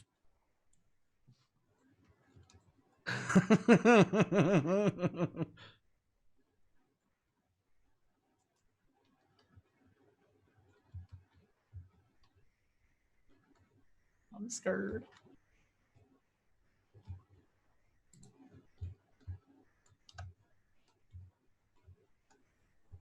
Uncomfortable silence. Uncomfortable silence. And the DM's like, how do I play this through? But not All everyone. right. So while he's trying to figure out that, Okay. I'll fill the gap. So the reason why I had to mute myself was right now with all of the quarantining that happens, you will sometimes have police and fire like coming to kids' houses and blazing sirens for like happy birthday things and holding balloons and stuff out windows. Nice. However, from inside of another house on the block, it also sounds exactly like a raid. So I had to pause and go and run and see what was happening in my neighborhood and whether it was good sirens or bad sirens. So it happens it was good sirens. That's nice.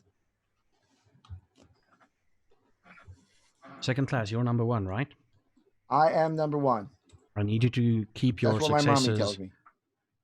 Remember what? your successes. Please count them up for me. I'm not going to do the math. So you're Okay. on 2 at the moment. I'm on 2. Nicholas, Um, you're on 4. Keep score, Good job, please. Nicholas. You're on 4. Great. Keep score. 4. Well, Olivia, you're on 1. Yay! Okay. Second class elitist, or John Andrews, Uh-huh. you're on an extra 1 plus 1. 3. That is 3. 2 plus 1 is 3. Nicholas Van J. Nicholas, I already have. you're on an extra 1 added to that. okay. And That's fine. Olivia, you're on an Ooh. extra 1. Oh, I'm sneaky. I'm so sneaky. Zafa. The shots have gone off, but yeah, continue. All right, here's what I'm going to do. I'm going to put my hand on Olivia's wrist, slide my fingers down, which is going to remove one of her fucking pins that I know she still has in her hand, and just whack her somewhere with it. Okay, that's the next round that you're gonna do. That's fine. Okay. So Just we've been shot. So what I've were been your shot totals? before. It's not a big deal. What were your totals? Today's So mine was 4 plus 5, so 5 in total. 5 in total. Yeah. What's yours, John? Tres. I am at 3. 3. One of those Add another One, 3 2, to it. Add another 3 to it. All That'd of you be add 6. another 3 to it, please. Okay. This. Okay. What are you at now? 8. You're on 8. John? 3 plus 3 is 6. Olivia? That's doing This. 6. How's it? How's that, brah? See how that seems. You know what I'm saying? As you're running towards the car, you all see flashes going off in the distance. As in slow-mo, big ass, for lack of a better word, let's just call them fucking rockets, No. hit RPGs. around you. Not into you, but around you. The problem is, they are specially designed.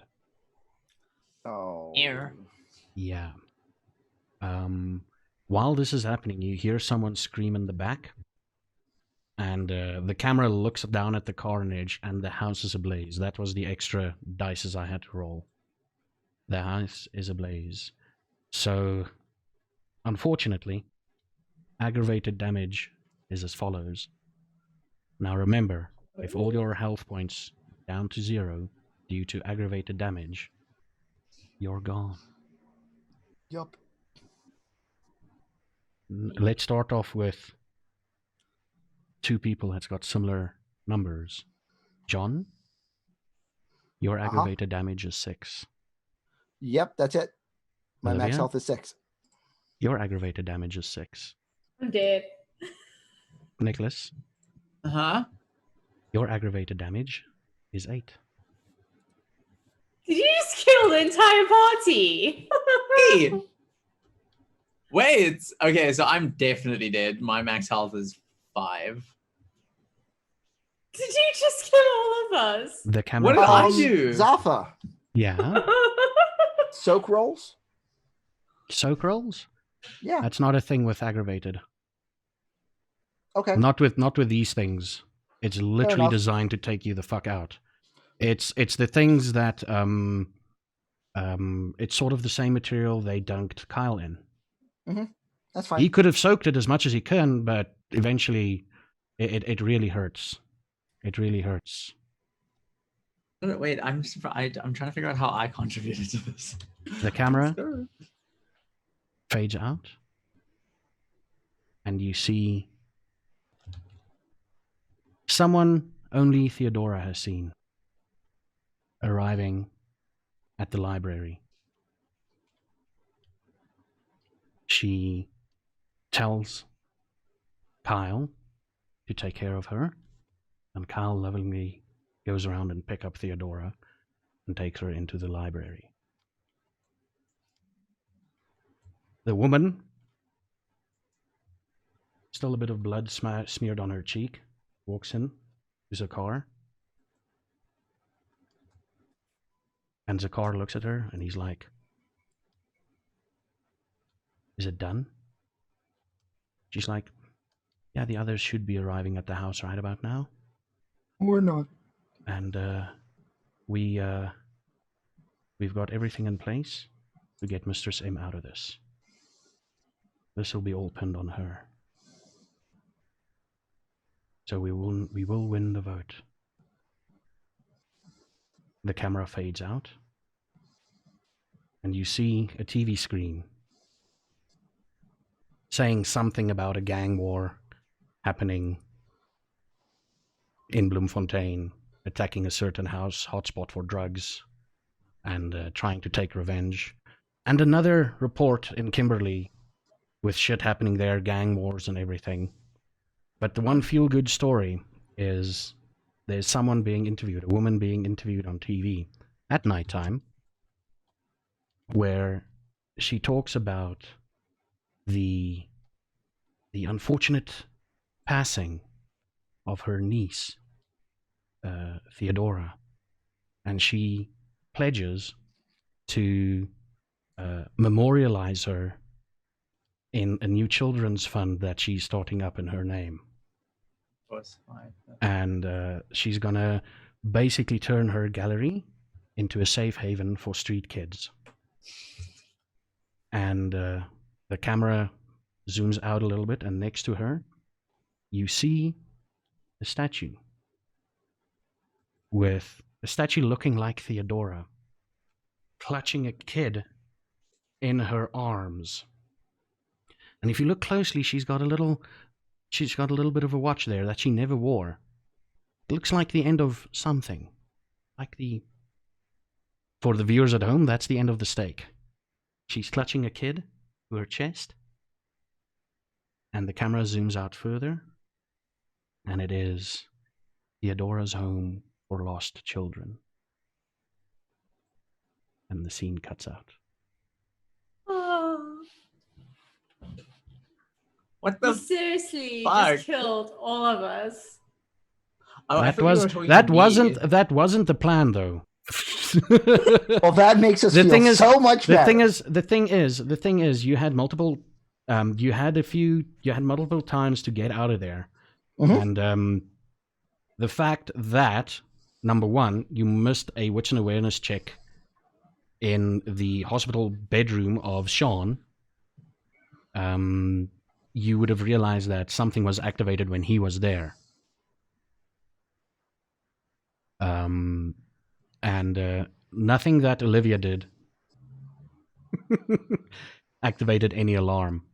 Oh no, I totally expected that he was set up to some kind of a alarm kill switch because he was the most valuable thing in the building. Yeah, that goes without saying. Yeah. Then why didn't you say it? Can't. Because how would it have helped knowing that? I mean, We already knew we needed to leave as quickly as possible, and I That's already was fair. taking as little time to get us out the door as we could, so it didn't matter. That's okay. I mean, that's fair. Yeah. Like, You should have just given Sean and I up. It saved us later. taking Okay. an extra round to explain the damage we're in would have gotten us killed a round faster. So you know we're all dead anyway. Who was that person that appeared to me as Alistair Crowley? That was Alistair Crowley. Oh, for fuck's sake, Zephyr. It was him. He was literally trying to get you out of Dodge before shit hit the fan. And that was also my way of trying to tell... That was also my way of trying to tell Mr. John, because he said he's going to bow out at the first opportune moment to get the fuck out of Dodge, but he didn't pick up on that. No, he picked up on it. He just Didn't... was in character. Yeah. But We're going to have the after show on stream right now, by the way. Yay! We need to talk The about most this. after of all after shows. We need to talk about this because we will, some form or another, I believe, we will continue this. Well, not the same story, but we will continue this if everybody's still up for it. But yeah, let's get on with the after show. Unless you guys want to take a quick break first, pee break, anger break. Can't pee right now. You killed me. I'm good either way, and I'm not angry. Not at Jaffa. I'm not fine. at I'm also not anybody. angry. It's like it's obviously just a game. Maybe at Theodora, just because she wasn't there with us, but that's okay. Wonder No. why. I Wonder feel so why. bad. You weren't even part of it. I mean, technically Theodora lived. Wait, I'm Zephyr. sure- Still be yeah. safe, yeah. I'm in a statue. What happened to the human that was in my car that I saved? There was Not a 50 anymore. cal and someone who I saved. He's Wow. now barbecued. Didn't even save me. Shocked. I mean, If there's he's in nothing the he trunk could've of your done. car where all the white phosphorus rockets went off, he's fricasseed. That's fair. You remember how I said not everybody was standing close to each other? The red dots? Yeah. I'm sitting here going, damn it. Oh my god. Just a quick thing, there were 2 other ways out of this where you wouldn't have been fried. Oh, I'm sure. I literally So- gave you 2 ways in the beginning. And they were? And they were, the 2 corridors leading off that's recently been dug. Yeah, the problem is with absolutely no knowledge of where they go, I was trying to exit the structure. Yeah, no, definitely. Yeah. One of them would lead to a sewer grate, which is not a sewer grate, but the sewer system in Bloemfontein. That's where a lot of the homeless people live. And it's for the stormwater drains. It's the stormwater drains, sorry. That's one of them would lead to there. And the Okay. other would lead to after a couple of hours of walking, would lead to a building which was accidentally destroyed back in season 1 to cover up some of your mishaps. Yeah. So do you want me to explain what exactly happened? I think some people are still lost. Yeah. What? Okay. We're dead. That's Okay. all you need to know. Besides the fact that you're dead. So not Mistress. Beth, who you all know as Beth, the good Baroness. Like Needed to- Elizabeth. Yeah, let's call it Elizabeth, yeah. Like Elizabeth Bathory. No. Okay. No, her real name is something else. It's Okay. got a South African history to it. I'll tell you her real name soon. So Beth needed to come back into power, but she needed to oust Mistress M in the only way, not the only way, but in one of the few ways, whatever way presents itself first. And Mistress M, in her recent actions, have shown aggression or frustration at the stuff that you did. Like everything she did, from Kyle being put into that acid, was sort of as a retaliation towards either something that one of you did. That's how the public would see it. The public, the rest of the vampire community would see it. Because Kyle was usually seen with you and he was done something against. And how the story is spun is that the famous Herc drug in Bloemfontein was being produced in that little thing. And to try and cover her tracks and to try and cover her connections to all of you, she decided to torch the place and say, hey, I've taken care of the drug problem. But in fact, because you all died and there were 2 witnesses seeing it all go down, they could have ousted her, and they hunted, what's her name? I almost want to say her real name. I keep on wanting to say her real name, Theodora. Beth. Beth said, hey, I was the previous Baroness. Look at how peaceful everything was. Look at what she's done. Let's just go for her. And the entire community went for Mistress M. The entire vampire community went for her. She didn't even have about 20 minutes worth of life left in her, since all the evidence was put in front of the council.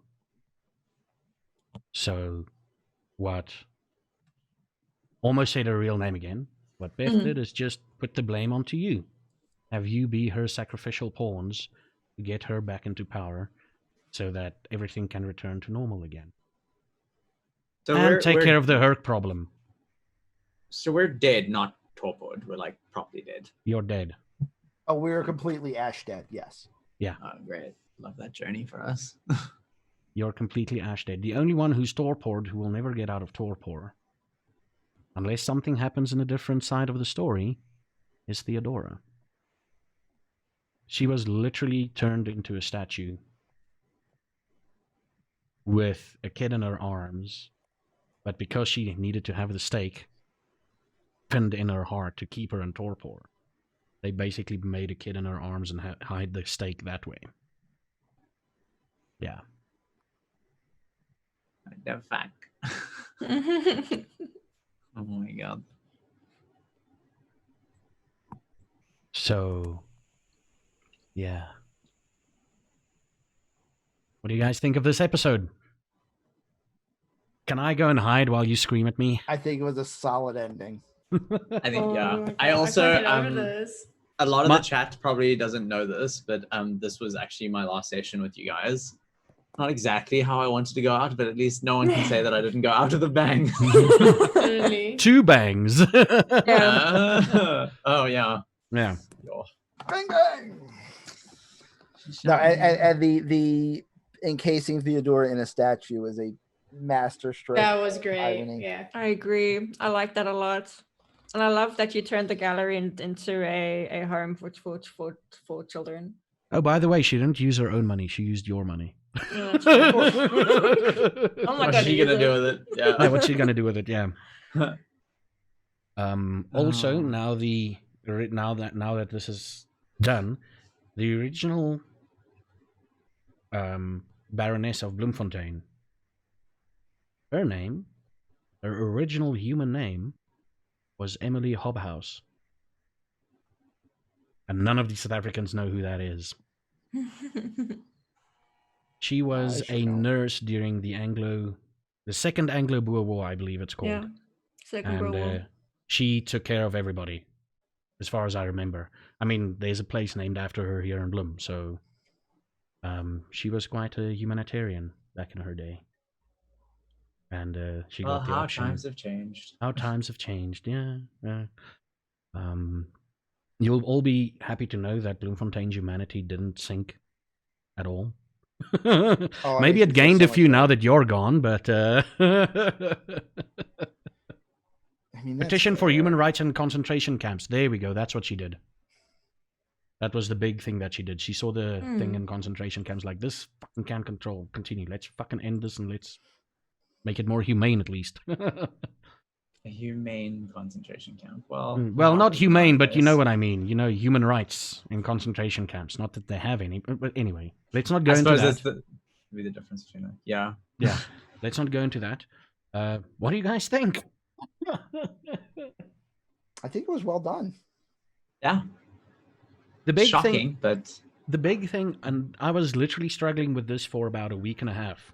That's why I said let's do this next week, because I was trying to figure out, because the way things were going for me personally as the storyteller, yes, we're heading somewhere, but we're heading a bit too slow, and I needed to wrap up the storylines. And there was actually a storyline, there was actually an extra scene that no one got to see, because John died. If he didn't die, there would have been an extra scene. Oh, What was it? I get the deleted scenes in the director's edition. I feel Yeah. special. You see someone sit down, pop in a Nope, DVD. I don't want to hear it. I don't want wanna to hear hear it. I want to don't- hear it. Check No, the thing you don't off. get to hear it because we're dead. No, go I'm away. not dead. I want to hear it. It's my scene, and I don't want to hear it. So guess what? And You go don't get to hear it. away. wow, I'm shook. Wow. And it was literally, I gave you an out, Nicholas. I gave you an out. I know, but like when But John you was were like, so oh, it looks like paranoid. the... You were so paranoid. And you were right in assuming that what's happening to you was what you think it was in your own terms. It was just him trying to... it was someone else trying to figure out who the hell you were, because they knew each and every one of the other people. And the moment they got that little bit of information from you, you know the words popping out where it's like they're trying to figure out what you are or who you are? That was his final... He was working with someone, telepath, if you will. Like, yeah, he's here. Like, oh, okay, cool. Let's go. But I don't understand. Aleister Crowley, so my character broke up with Aleister Crowley in like the early 20th century because he was like not into all that mystic shit. Yeah, and vampires are really good about moving on and staying up to date with society. So my thing was like, if it isn't him, it's someone trying to manipulate me, and if it is him, he's probably gonna try and kill me. Why did the lady want Olivia? Oh, that was your out. That was your hidden scene. Yeah, I tried to, but John wouldn't let me go. That was your hidden scene. Yeah, that's fair. That was your hidden scene. And there would have been a hidden scene for Nicholas too, if... Well, now Theodora. I want to know. I want to know Yeah. what it is. Your I hidden wanna know. scene played out. You know what happened to you. Theodora. Oh. Mm. So what What was was mine? The thing is, the storyline, what would happen in general, a short description, is you guys would spend a couple of years together, and then he would realize, oh, this is why he broke up with me. And then he would just disappear. I wouldn't have spent a week with Aleister Crowley, let alone a couple of years. Maybe you would have. I mean, he really wanted you. He literally tried to dominate you, and if you didn't shoot him, he would have implanted a subconscious directive that the moment you pull the trigger, you put the gun away. Before you pull the trigger, put the gun away. But he didn't get to do that because you shot him. Boom, get wrecked, Crowley. Yeah. So actually, it's really funny. In Aleister Crowley, so the last published work of Aleister Crowley was a book of poetry, and he was not interested in poetry before he met Herbert Charles Pollitt. And one of the things that he wrote in an interview, and someone was I don't know if it was an interview. I think he was just wrote it down somewhere. He said that he said that, and this is back in the time when like heteronormativity was not like a normality. It was like it was the only thing. So he said that he wrote that he spent 6 months living with Herbert Charles Pollitt as his wife, and Herbert made a poet of him because Herbert was obviously into poetry and stuff. And I was like, oh, that's really sweet, but also really sad. Mm. Yeah. And mine? What was That's actually why they mine? broke up. Oh, That's So okay. mine. Do you guys want to hear something that Zafa can validate? Yes. So before our last session, so before this entire encounter, as we've experienced it, Zafa and I were working on a new character for me to play because John was going to, next time we made it back to the library, confront the party and Zakar on the fact that they're sloppy and disorganized when it comes to trying to take out a Primarch. And because of that, they were going to get people killed, and he was leaving before he became one of the victims. Wow. well, That worked out for you, John. Olivia, Yes. your scene would have been, you would have gone, you would have died. But the thing around your neck, the little amulet thing, would have started glowing, and you would have been enveloped in a sort of like a bubble-like substance, and you would pop from existence. And you would wake up on a sunny day in a bedroom that you recognize as the bedroom you and your sister had in the camp. But you're this age. You're your current age, which is 24. So we 20. finally got to live together. You finally got to start in an alternate universe. Start like living together or actually meeting your sister for the first time. Yeah. They would have been eggs We're boiling. technically not all dead though, because there is another dimension which has been proven in previous episodes, so we might come back. To be fair, even with the ending we got, her amulet did start glowing at the end. So did It did burned Olivia someone. finally find peace? Did It she No, burned find the someone. peace amulet with started this? glowing about the time that everything just turned to white. Yeah. And you, let me tell you this. The next time I'm streaming, remind me to tell second class's story. No, it's my story. What would happen in his Save it for case? the director's cut. Save it for the director's cut. Now, when's the director's Patrons cut only, coming? $10 and up. Patrons only? Really? Wow. Okay. Wow. Okay, let's leave it for that. I'll make a short story out of that. And I'll send it to you first and you tell me if it's okay. Okay? Fair enough. Okay. Work together. Yeah. Post it in cast chat so I can see it. Anybody got questions in chat or anybody got questions around here? Let me just quickly catch up with chat. Techie Guy, are you married to Vampire the Masquerade or open to trying other systems just as story driven? Yes, I'm open to trying other story driven systems. I'm open to anything that's story driven. He's a very open man. That's yeah. And Nicholas can attest to that. Ooh. Anyway, look at that face. Tell me about your OnlyFans. I'm open for anything. Oh, uses the Fate. I know the Fate is amazing. I love story-driven stuff and role-playing stuff. That's why I know Dungeons and Dragons can be role-playing.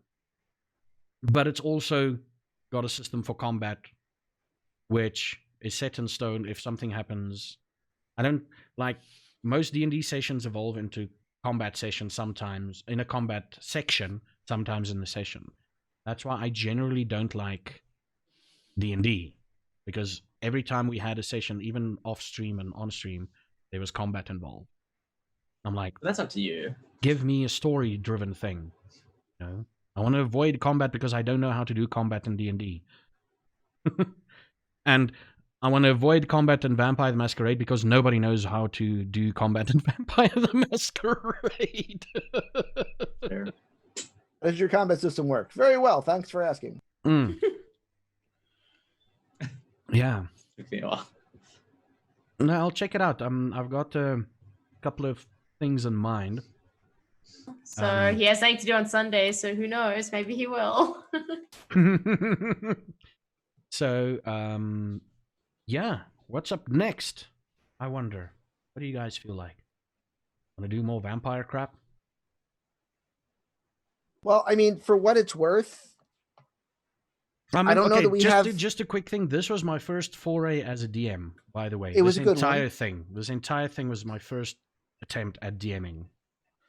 It was a good one, and not saying because of what just happened, just saying because of the fact that we are losing one player again, and we can only meet every other week. Yeah. Do we have an impetus to set up another campaign? That's not a lot of runtime, and it will take us literally months to get ingrained in something, because obviously the next session has to be skipped because that'll be character generation for whatever. So a month out, and at best 3 players, and every other week, like that's on the edge of not regular. Yeah. What I'm thinking of is I'm gonna take a few weeks off from this and try and figure out something along the lines. I'd love to have all of you, if possible, for this, except for Nicholas, because he wants to spend time alone. He doesn't want. Let's social shame him. No, I'm kidding. We need time alone as well. That's why I'm glad for the every second week thing, because then I can breathe a bit.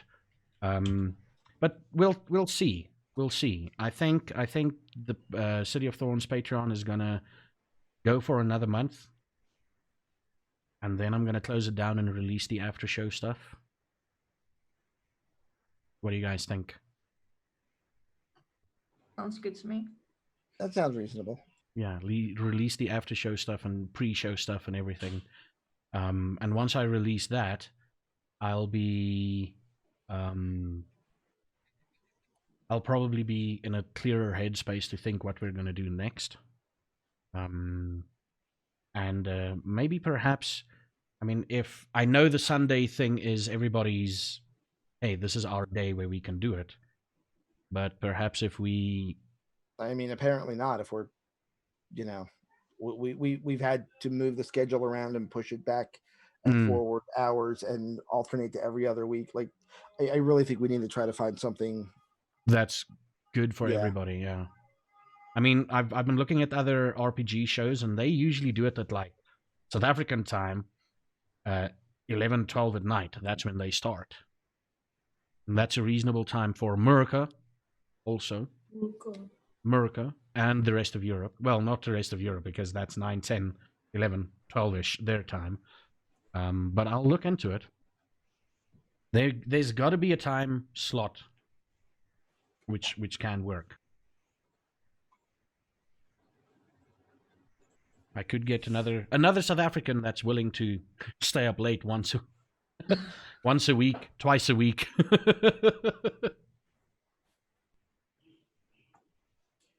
But yeah, we've had Sean McLaughlin, aka Cobra Kai, as the 11-year-old vampire. When he left, it gave me the opportunity to give him over to his mom. And then we had the very short-lived, unfortunately lived, Nicholas Van Jay filling in for him, not knowing anything. And not knowing anything about the system, you handled it quite fucking well. Thanks. You handled it quite fucking well. With the information I gave you, you sent out Discord messages, and I'm looking at that and I'm like, yeah, I gave him enough information to have that as a thing that he's got. He's like, yeah, I've got it. I'm like, yeah, you've got it. Fucking hell, go ahead. And for his first time being thrown in the deep end with people that he didn't really know who the hell they were, he was just sent here on a mission. Now, was he sent here on a mission because... To die. Who had was sent here on a mission to get us into a position where we could all get murdered for the cause. Yeah. Like true anarchs. Wait, this was Zakar. Yeah, the person that I said from the start not to trust, and everybody else just went along with. Oh, shit. I need to fill in Zakar about what happened. Tell him Yeah. he's an asshole. I will tell him. Yeah. Fucking My hell. God. Like I said, I wanted it to. I would have dragged out the ending a little bit longer, but it took me about a week and a half to figure out the ending. That But I unfortunately, we all lit up too quick. wanted. But unfortunately, Try kindling; it goes fast. yeah, and Kinder. I'm not okay. You. Listen, Nicholas. This is not a reflection on you. Okay, this is not a reflection on you. But when you sent me that message that you won't be able to make it as regularly as you can, I was like, okay, cool. What a nice way to send everybody off. With a bang. It's not your fault. This would have happened 2 Either way. seasons later. Oh my God. This would have happened next year. This only happened a year earlier now. Sorry, guys. Great. Now what we're gonna do for the rest of the year, guys. Well, I have an idea. Zappa, maybe you can take the downtime to understand, like, obviously you've been playing a little bit of Final Fantasy 14, and I know that you and I did discuss doing a homebrew of a Final Fantasy 14 tabletop RPG setting. And, you know, if that's something you think you could organize. Well, the thing is, there's literally, I told you about that one table story guy who created a world on Final Fantasy rules, but you use the D&D combat system and mechanics to pull it off. Yeah. Yeah. So it's literally D&D, but in a Final Fantasy setting. Yeah. Yeah, and people have finisher moves and everything. So it's like, he just added that Like little Limit Break. spice. Yeah. Okay. Yeah. I'd be keen. I'd like to spend my XP points, please. On what? You all get 3. You all get 3. Revival. My- I'd like to use Tombstone Harden where I live. But like I said, there's a Fate is a quite a cool system. I think Fate is where most of the actions and everything is explained by people. What's Like fate? I set the combat scene and you're like, okay, cool. And the average in your mind, and the average this room, does it have this? And we roll to see if it's there, and then you can use that in your combat or social interaction. I can't remember if that's Fate or something else. But I'll look into some systems and figure out another way to get this to work. But yeah, wow, what a fucking trip! What a fucking trip! Now you can, Minnie May. Now you can tell your sister Do how you much kill of a me? dick I am. Yeah, I killed you. Yeah, Oh, God. yeah. Put that Damn, in there. this was quite. I liked it. I did too. My first romp into a system that nobody knew anything about, including me. I think I did decent, at least. I think you did as well. I enjoyed also it. like how you did just enough damage to wipe the entire party. Like, with the exception of Nicholas, there was no overkill whatsoever. It was like, Yeah, oh, mine was Torp, overkill. oh, exact body, oh, exact body. Right, if we got like 5, it would have been fine. Yep. I've literally you try to dodge. That's what the dexterity thing was, by the way. It's like how much of you get hurt. So I literally removed it from. But why couldn't I have used my celerity just to like dodge the rockets? Because Because it doesn't your make you the Flash. your I mean, because doesn't. you were one. Let me just count. 1, 2, 3. You were 4 rounds away to act. Fair. And the extra damage that I did after you all rolled was to the house and to Sean and his mom. Oh, did they die too? They were Yeah, the take entire that, place. bitches. The Get entire wrecked. place. The entire place. Get was, wrecked. I feel better dying because they died too. The entire place was wrecked, including them. Good. Yeah. Good thing I shot him in the back. You heard her say, "We're gonna be free." Oh no, she's crazy. Yeah. Oh, she is. She turned her 11-year-old son into a kindred so she can make drugs. What do you think? Oh wow, I didn't know that was the backstory. That's really fucked up. No, that wasn't the backstory. Oh, I But, thought he yeah. was tested on when he was 11. Yeah, they were trying to create the whole super soldier thing, Yeah. With and him. one of their experiments went awry, and he died. And this one woman who liked him a lot sired him, and she took the Yippee. place of his mother. Okay, wait. Since we're all dead, John, who are you running from? Okay, so I might still get this written up and put in the Patreon just for shits and giggles. But basically, John's character backstory is his sire being a Bruja / Anarch elder was involved in a takeover in the either the Philadelphia or New York area, because the prince had gone nuts and needed to be removed from power. The problem is when that happens, somebody has to take the blame. And it's not uncommon in the history of the Bruja clan for them to pick someone of a younger generation that they want to test for later positions in the clan because they see promise in them, and pin the attack on them so that they have to go and manage to survive on their own wits in the world for a century or so, at which point everyone stops hunting and nobody cares, and then they can get worked back into the clan as someone who can be trusted. So that didn't go well for you. He was well, it went well until 5 minutes ago. So he was on the run because he took the fall for the death of another prince, which is why, having lived through this once before, he knew that the way this one was going was exceptionally sloppy and lots of people were going to die.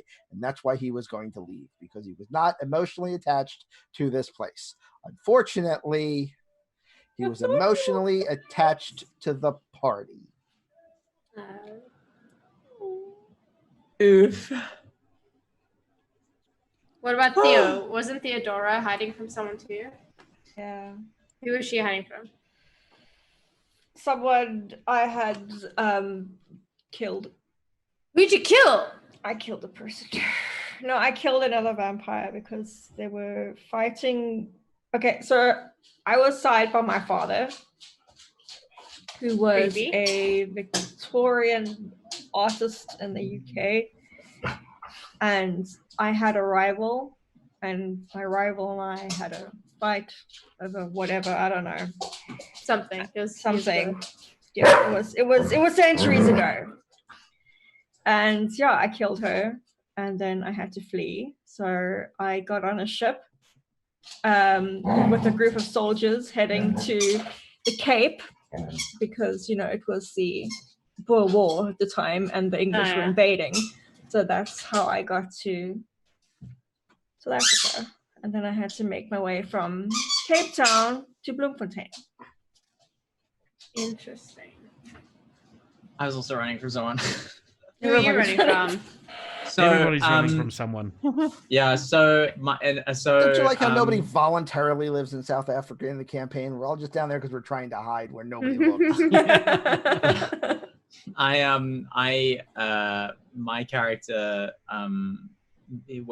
character went to university with Aleister Crowley back like just before he became the beast of England, and they dated,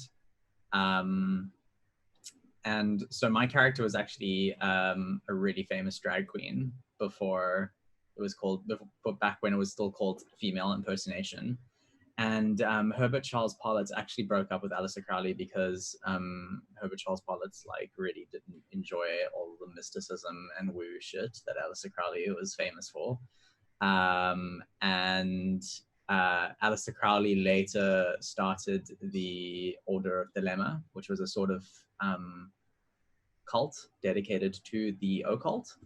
And when they had found out that Herbert Charles Pollitt was alive, they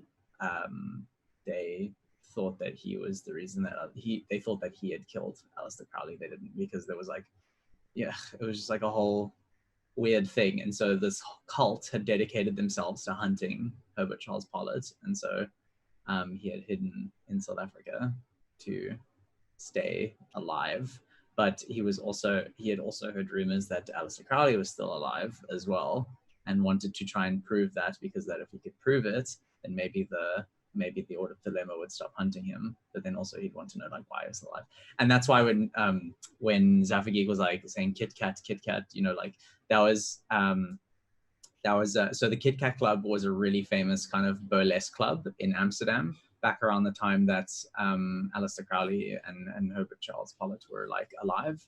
Yeah. And they used to frequent there quite often. In fact, the play Cabaret was actually based on the Kit Kat Club, and the playwright actually wrote there was a book written on the interaction between that playwright and Aleister Crowley back in Amsterdam around that time as well. So it was a little bit of history tying in there and then unraveling itself towards the end. Yeah. Wow, so the only people who survived this ordeal were the guys willingly staying in South Africa. That's cool to know. Proudly South African, huh? No, the only people that survived were the ones that were willing to go and sacrifice the others for the good of the cause. Hey. Let's call things what it is. A lot of character growth happened, hey? A lot of character growth happened. John Andrews was a dick in the beginning. John Andrews was just as much of a dick at the end. I was gonna say. And at the end, he was like, I'm gonna fucking save John these fuckers. Andrews had a heart. John Andrews had a heart at the beginning, too. You just didn't see it yet. But not for us, because we were just random people. Oh, Olivia. Yes. Is Josephine alive? That's all I want to know. Secret ending only for you. See a rat scurrying about. And you hear a song playing in the background. I will remember you. And he just scurries about while that song is playing. It's so sad, little rat. Yeah. I think in the end, John Andrews was a little bit impressed that I shot Theodora in the head. Just a little bit. Just a little bit. Theodora, no. Crowley, yes. I mean, yeah. I did not. I was literally saying. I was literally sitting there going, "Oh fuck, he's gonna miss. No, he's gonna take a chunk out of him. Fuck." Also, if he wanted to save me that badly, he was doing a shit job, because, like, I don't know. To be fair, he probably wanted to save you a little bit less once you put a fucking bullet in him. Yeah, but that's because I didn't think it was really him. I mean, all I know is when I get shot, I care less about the person that shot me. Or when you get stabbed, you know? Yeah. Yeah. It was Emery's fault, not mine. Womp womp. So, Is like, Josephine alive from my storyline? Because she didn't technically die. I was wondering if you were ever going to bring her into it. Josephine. The girl I got my jacket from. The girl I stole my name from. The one that saved me from Lusambra. I don't she know. never technically died. So It's an open ending. You decide. Yeah. No. Oh, here, I'll let you discuss this one. So, who/what was the motherfucker that found me through the book and it started walking to where I was from another continent? Because that scared the shit out of me. What was this? Did I miss this? Yeah, We weren't here yet. Oh yeah, I remember the wait. Oh, yeah. The book. The book. Oh, yeah. Oh. When we're looking at the book and something starts like I'm holding it and something starts talking in the book going, I recognize that hand. Now I know where you are. Another continent. Well, time to start walking. And I'm just like, oh shit. Was I there for this? No. This was way before. This was actually Longinus. Okay. In some vampire lores, Longinus was the first one. If you take, I think it was Gabriel Knight also mentions this. One of the Gabriel Knight games also mentions this, that he was the first vampire. He was just caught up in a book. And he was working with a couple of people. He was their eyes and ears around the world. Yeah, I either had it down to, because of the way it sounded, I had it down to it either being Longinus, Assam, or like one or two other really I don't want to deal with them people. Like there was nobody on that list that I wanted to find. You know, he's the in this universe he's the information broker. And he's got multiple books everywhere around the world. And every time someone interacts with it and they recognize it, it's like, huh, where am I now? Oh, I'm here. Oh, fuck, no, this is the wrong place. Oh, fuck. What would you have done if I had driven off before everyone went into the house? You would have been alive and everybody else would have died. Campaign to run. And then you would have been back next week. Sitting here alone. By yourself. Much like if I had sold out the entire party and just walked out the door. Ooh. You should. Oh, do you remember the first time you wanted to do that?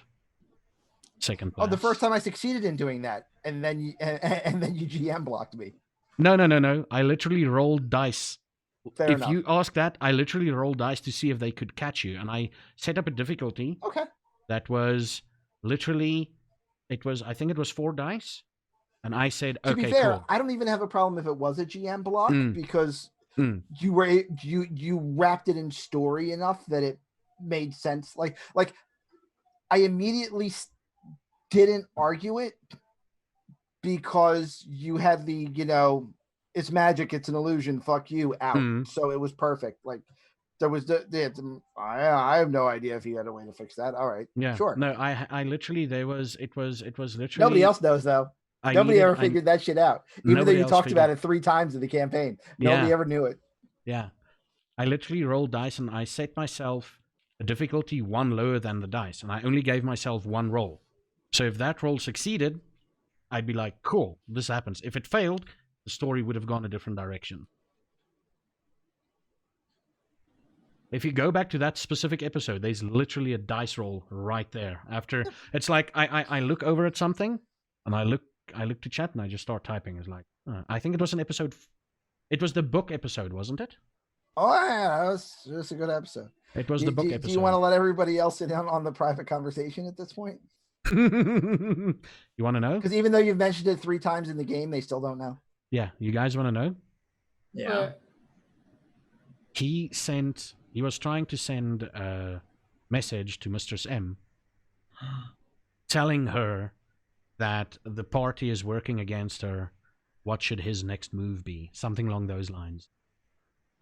Yeah. And to think a living thought you were sexy. And it's because I knew that the people running this cabal were sloppy and going to get a lot of people killed. So killing 1 or 2 ahead of time means a lot more people lived. And I wasn't wrong. But we would have been killed too because we were traitors. No, because you hadn't done anything yet. But we were thinking about it. It's Mr. Right, but Sim. you hadn't done anything. The point my point was it was Zakar. Zakar was the one organizing the revolt. Also, I was being What do you want me to do? So if I had managed to take out Zakar in episode 3, you would be alive right now. I don't know if Mistress M would have agreed with you on that. No, she's chaotic. I wouldn't have trusted her. I'm pretty sure she'd be like, cool, time to tie up loose ends. Zaffa, because remember, I wanted to go to the car. Carl would have stopped me if I did try, right? To go to the car. But Theo. If you wanted to go to the car, I don't know what would happen. It would have been a couple of rolls. You would have gone to the car and you would have seen this woman there, and it's like, we'll take care of her, and she would have reassured you. Do you have to go? I was gonna say I drank this whole pot of tea and now I desperately need to pee. I don't need to go. I just need to pee and then I'll come back. Okay, cool. Yeah. So he needs to go. Yeah. So Temporarily. they would have been an attempt where they would have she would have persuaded you. Tell Like, hey, me. this Yeah, is, they would have won. she that would have then, placated you. As like, hey, listen, we're gonna take care of her. I know her from way back. She's dear and special to me. That would have made the ending so much sweeter, though. The I'm sorry I have to do this, but you will be memorialized. That, if you went to the car, that would have made that interaction with her and Theodora so much more poignant. Because I was thinking about doing it, but then I was like, I couldn't, because if Olivia heard them saying help, she would have, you know. Yeah. The overall layer of betrayal at the end across the board was just, it was perfect. It was everything that a vampire campaign should be. How was the at worst? some point I thought it, like, while I was working on this end, I was like, shit, this is cliched. Shit, this is cliched. No, it was thank good. you. It is, but it's not. I mean, cliches are cliches for a reason, and when everything master strokes just right, like I said, you know, Theodora getting turned into a statue, all of her valuables and art and highbrow stuff being used for wayward children. The one person who knew that this was going to get us all killed being one turn away from getting everybody out and leaving and trying to convince Olivia to come with him before everybody gets killed. I wanted doing just to. that. I wanted to, but I couldn't just go with you because I wanted Gina. I had to use the willpower. That's why I kept rolling them, because I had to do it that way. Otherwise, it would have just been me. Oh, we're gonna die. Let me just leave. That would have been unfair to the game itself. Everybody played their characters perfectly, and this is how Greek tragedies work. The dice killed us. I must say, our character foils killed us. Yeah. And that's what makes it perfect. Our characters died the way they lived. Bad life choices. It was perfect. Yeah, I never had a choice in my life, okay? I was kind of kidnapped as a baby. But let me tell you, this whole thing wouldn't need to wait for Nicholas before I say that. Fucking hell. Come back, Nicholas. He can hear us, I think. He's got a wireless headset. Pete faster. Push it! Push it! What We the hear something. hell are you guys talking about? We hear something. There we go. Hello. Just a quick thing. This entire thing wouldn't have been possible without any of you. Right? This was all your choices. The surprise one, shooting someone's face off almost.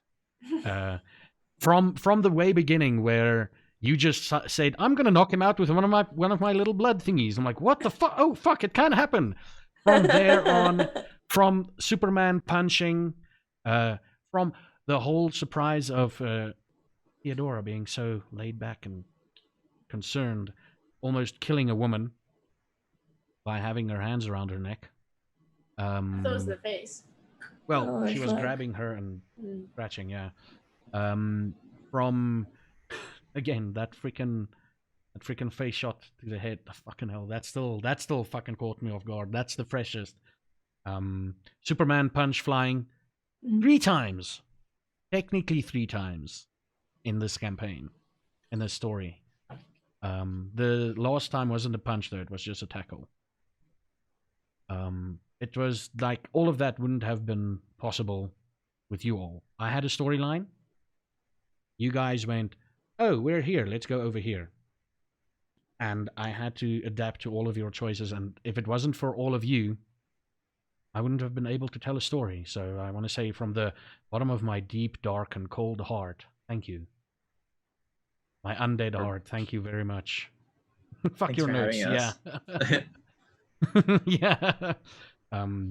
It was amazing. And for me, like I said, I think I had a lot of fun as my first time DMing.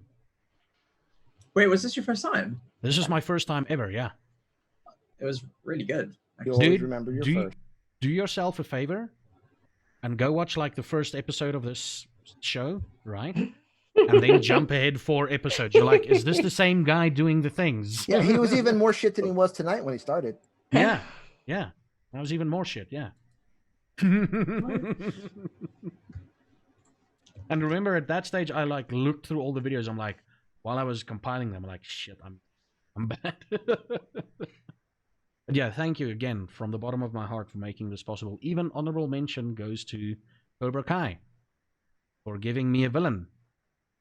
and for giving me an interesting kid vampire to play with. That sounded weird. That really sounded weird as I said it. But And yet he was still part of the party at the end. Yeah, and he was and still swept up into the same dustbin. Yeah. Oh. Yeah. Awesome. Also, Herc drug. You want to hear the statistics on the Herc drug? Mhm. This is gonna fucking blow your mind. I just need to find it. Where did I put it? I think I put it over her. Yonder.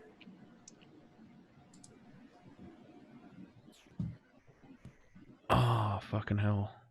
Yep, John Andrews low-key so wanted to get his hands on some of that just to test it. I think we all did. Dude, it was literally, there was a percentage to everything Out that of happened to you. necessity at some point. That was the plan. For science. Please tell me it's somewhere there. There was a percentage thing that I wrote down. It was literally like the stuff that happened to the people was a D100 roll. There was a certain percentage, like for men, they would go apeshit quicker. You know, they would have a bigger chance of going apeshit. They would also have a chance. Really needed. Yeah, they would also have a chance of passing the fuck out, and then another chance of and then a small chance of just turning into dust, like vampires. Remember John Andrews, that one guy you threw over? Yeah, the one guy in the park. And then on women, they would have a bigger chance of just passing out. And then the next biggest chance would be to go feral. And then the same amount of a chance to turn into dust. That was the big thing. And I actually rolled for some of the people and for the... I just can't remember where I found it, but where I wrote it down. But it is on a text document somewhere on my PC. But yeah, that's what happened with... I rolled for what happened at the party. I rolled once to see what would happen to the entire group, and that entire group, you know the party that Leo was at? Mm-hmm. I rolled once for the entire group to see what would the group do, and they went all feral. I didn't roll individually, so... Well, yeah, most of them went feral. Yeah. That face says a lot of things, and I don't know what. I also don't know, to be honest. But yeah, thank you. Wow. The end of a first of many stories, I think. I hope. See you next season for a whole new shitstorm.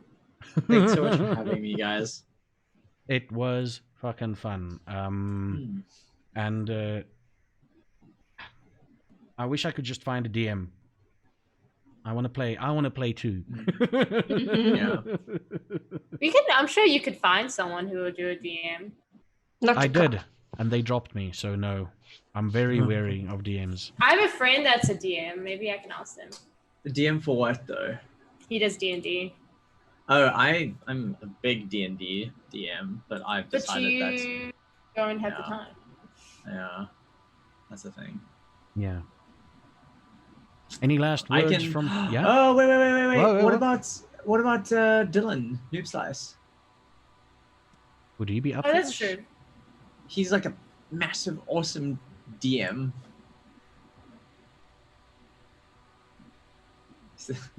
Steph is thinking about it like... Nicholas, are you again forgetting that you're not going to be doing this anymore? No, but I'm saying Dylan can DM for Zephyr. Otherwise, Yes, I would nice. do it. I haven't I'll spoken think to about Noob it. in ages. I'll think about it. I played Valorant with him yesterday. I can just yeah. I mean, if you want, I can pop him a message. Or No. you can- We know each other, so... Yeah, we I- knew we from will- each other from Twitter. Yeah. I will talk to him. I will see if I can contact him. I'll just have to think about it a little bit.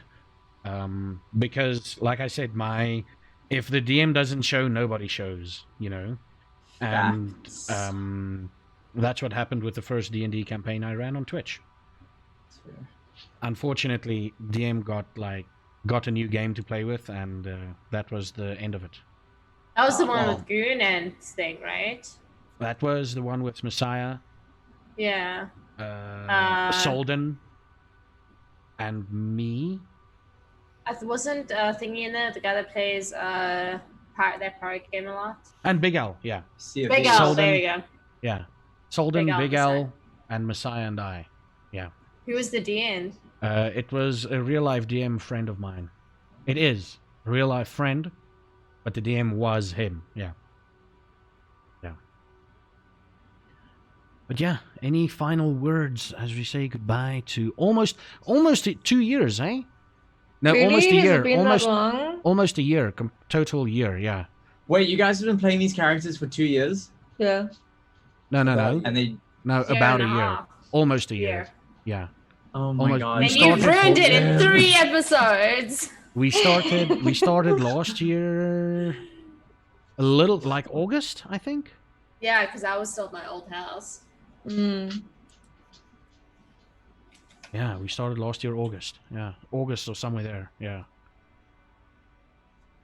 And then we hammered out episodes every week, almost every week. And then we took a break over Christmas, and we came back a little late. And yeah, now we're here. Dead. And now we're dead. Thanks for the memories, eh? Mm. No, Oh thanks my for the goodness. memories. That's most how they write it. Memories, yeah. Yeah. Guys, it was awesome. Any Yeah, well, final parting words? Thanks for having me. Thanks, chat. Olivia last time hates I'll me. see you Minnie for a May while. hates me. Minnie May hates me. Nah. I'm actually excited to start a new character. No Mhm. matter the story. I want to keep playing. I want to play a different game. I'm down for that. Are you I'll down let you for guys... a different game I don't type want- thing? I'm down for anything. I love learning and trying this stuff out. I was- love VTM. I wouldn't mind another campaign for VTM because now I know the system a little better, but I'm always down to learn new things. I was just gonna say, obviously don't want to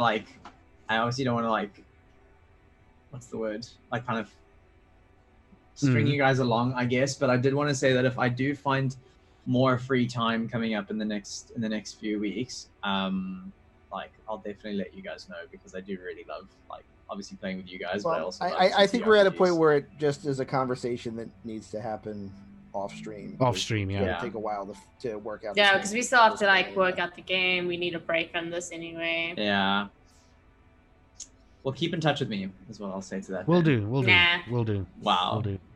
Wow. Now Probably that last longer than 3 episodes with you, Nicholas. final fair. words, and after that we do shout outs. No, I'm all good. You good? Yeah. Nicholas, you're good. John, I'm good. good. Theodora, I'm good. wow. Not even a thank you, Zephyr, for being a storyteller. Zephyr, thank you. Thank you, Zappa, for being a great storyteller. Okay, you guys do your shout outs. Now, in the beginning, we said we're gonna start off with the woman. Now let's start off with Luna. Hi, I'm Luna. You can find me over my channel. It's the same as down below, Luna_Green. I stream sometimes, just the spooky games, the Dark Soulsies, the ESOs, all that sort of stuff. Minnie May. Hi, my name is Minnie, and I like Kit Kats. No, my name is Minnie May. Unfortunately, I'm not streaming right now just because I work a shit ton, because I have a shit ton of bills. But I'm hoping to slowly get back into it. I play a lot of FPS games and survival shooters, and that's pretty much it. You can catch me on Minnie May's All down below. Yeah. And then we go with the most beautiful person in the room. Oh, the most beautiful girl in the room, Nicholas. Listen. Just a quick thing. Let me make this really uncomfortable. I'm Always. gonna quote. Oh fuck! Who was that? Someone said this about Sean Connery. That he would literally people. He said, "I would fuck Sean Connery." He would go gay for Sean Connery. Ladies and gentlemen, let me tell you this: I would go gay for Nicholas. It's There we never go. too late, Zappa. It's not too late. No. I don't Fredo! intervene. I don't intervene with that. Never My do it. boyfriend's gonna rush through the door and be like, what the fuck is up, Kyle? Exactly. Exactly. So go ahead, Nicholas. Uh, Shout out. Do your shout out, buddy. Thanks, Zephyr. That's very Come on, sweet. I made you Nicholas, it's an uncomfortable. improvement opportunity. You can't pass it up. Okay, so I mean, obviously, maybe if I sleep with Zephyr, we won't die next time, you guys. I mean, if that's what it takes, take one for the team, literally. Take one for the team. Yeah. Literally. You guys are the worst. My name is Nicholas Van Jay, and you guys can catch me on Twitch using the same username that you see below my panel here. And I stream every day except for Tuesdays, Fridays. Tuesdays, Fridays, and Sundays are the days that I don't stream, and I stream every other day at 4 p.m. GMT +2. I'm a variety streamer. I do a lot of Final Fantasy games, mostly, but we will be going on to The Last of Us Part 2 in a few days, as soon as I get my hands on it. I'm getting my hands on it as soon as it comes out. And yeah, I also do like other content on my other socials. I've got a TikTok, I've got the Gram, I've got Twitter. Like, you guys can follow all at the same username. I do a lot of interesting skits and content and stuff. Yeah. And then That's me. thank you. And then John Andrews, or second class elitist at least. Hi, everybody. So John Andrews is dead. This is Second Class Elitist. I am not a pile of ash. So I will be streaming tonight in about 4 hours on my channel. I stream Thursday, Friday, Saturday, and Sunday nights. Thursday, we do PC case modding streams, tech streams. And then Friday, Saturday, and Sunday, we do gameplay. I am not sure what we're going to be playing tonight, but it is likely Oxygen not included or something with a lot of gunplay in it. So, but I'll be there in 4 hours. So come on by, swing by, have some fun, and we'll all act stupid together. Wow. And you know where you can find me. My name is Zephygeek. I'm here almost every day of the week, by the way. I've just realized that I've been doing every day of the week, twice a week for almost 2 months now. You need a break. Twice a day for Yeah. almost 2 months. I do take random breaks. Not to like, I think my first break was 2 weeks ago, where I took a day off. But yeah, I'm here almost every day, currently doing Deus Ex, or in Afrikaans Deus Ex, and some Command & Conquer Remastered. And I'm still looking for that one multiplayer game that I want to play that's free, and it's not Valorant. But for the time being, Deus Ex, Command & Conquer Remastered, Deep Rock Galactic and Afrikaans every second day of the week, every second night of the week, and yeah, that's about it. And my birthday is coming up next week. You guys better be here next week Sunday. Not you. I'm talking to the viewers. We would have been here, but you killed us. Yeah. Yeah, that's my birthday is coming up. So what my plan is, my birthday is actually on Monday, so I'm going into my birthday with Twitch, and on Monday itself, I'm going out of my birthday with Twitch. So I'm basically streaming twice for my birthday just for Twitch. So I'll be celebrating with a couple of drinks on the Sunday night during my thing, and on the Monday night I'd probably be pretty much drunk up until Tuesday, and yeah, and then Tuesday I'll take off, obviously. But yeah, that's it. And wow, again, thank you guys for giving me the opportunity to tell a story that sometimes we're convoluted and trying to figure out the best what to do with your decisions. You guys certainly do make life interesting for a storyteller. Right. And I love you all for that. Try. Thank you for joining. And there will Last be a Awkward next Waves? time. Last Awkward Waves. There will be a next time. Somewhere, someplace, in some universe. Don't cry. Have a good one, everybody. We did. And hopefully we'll all see you sooner rather than later. Okay.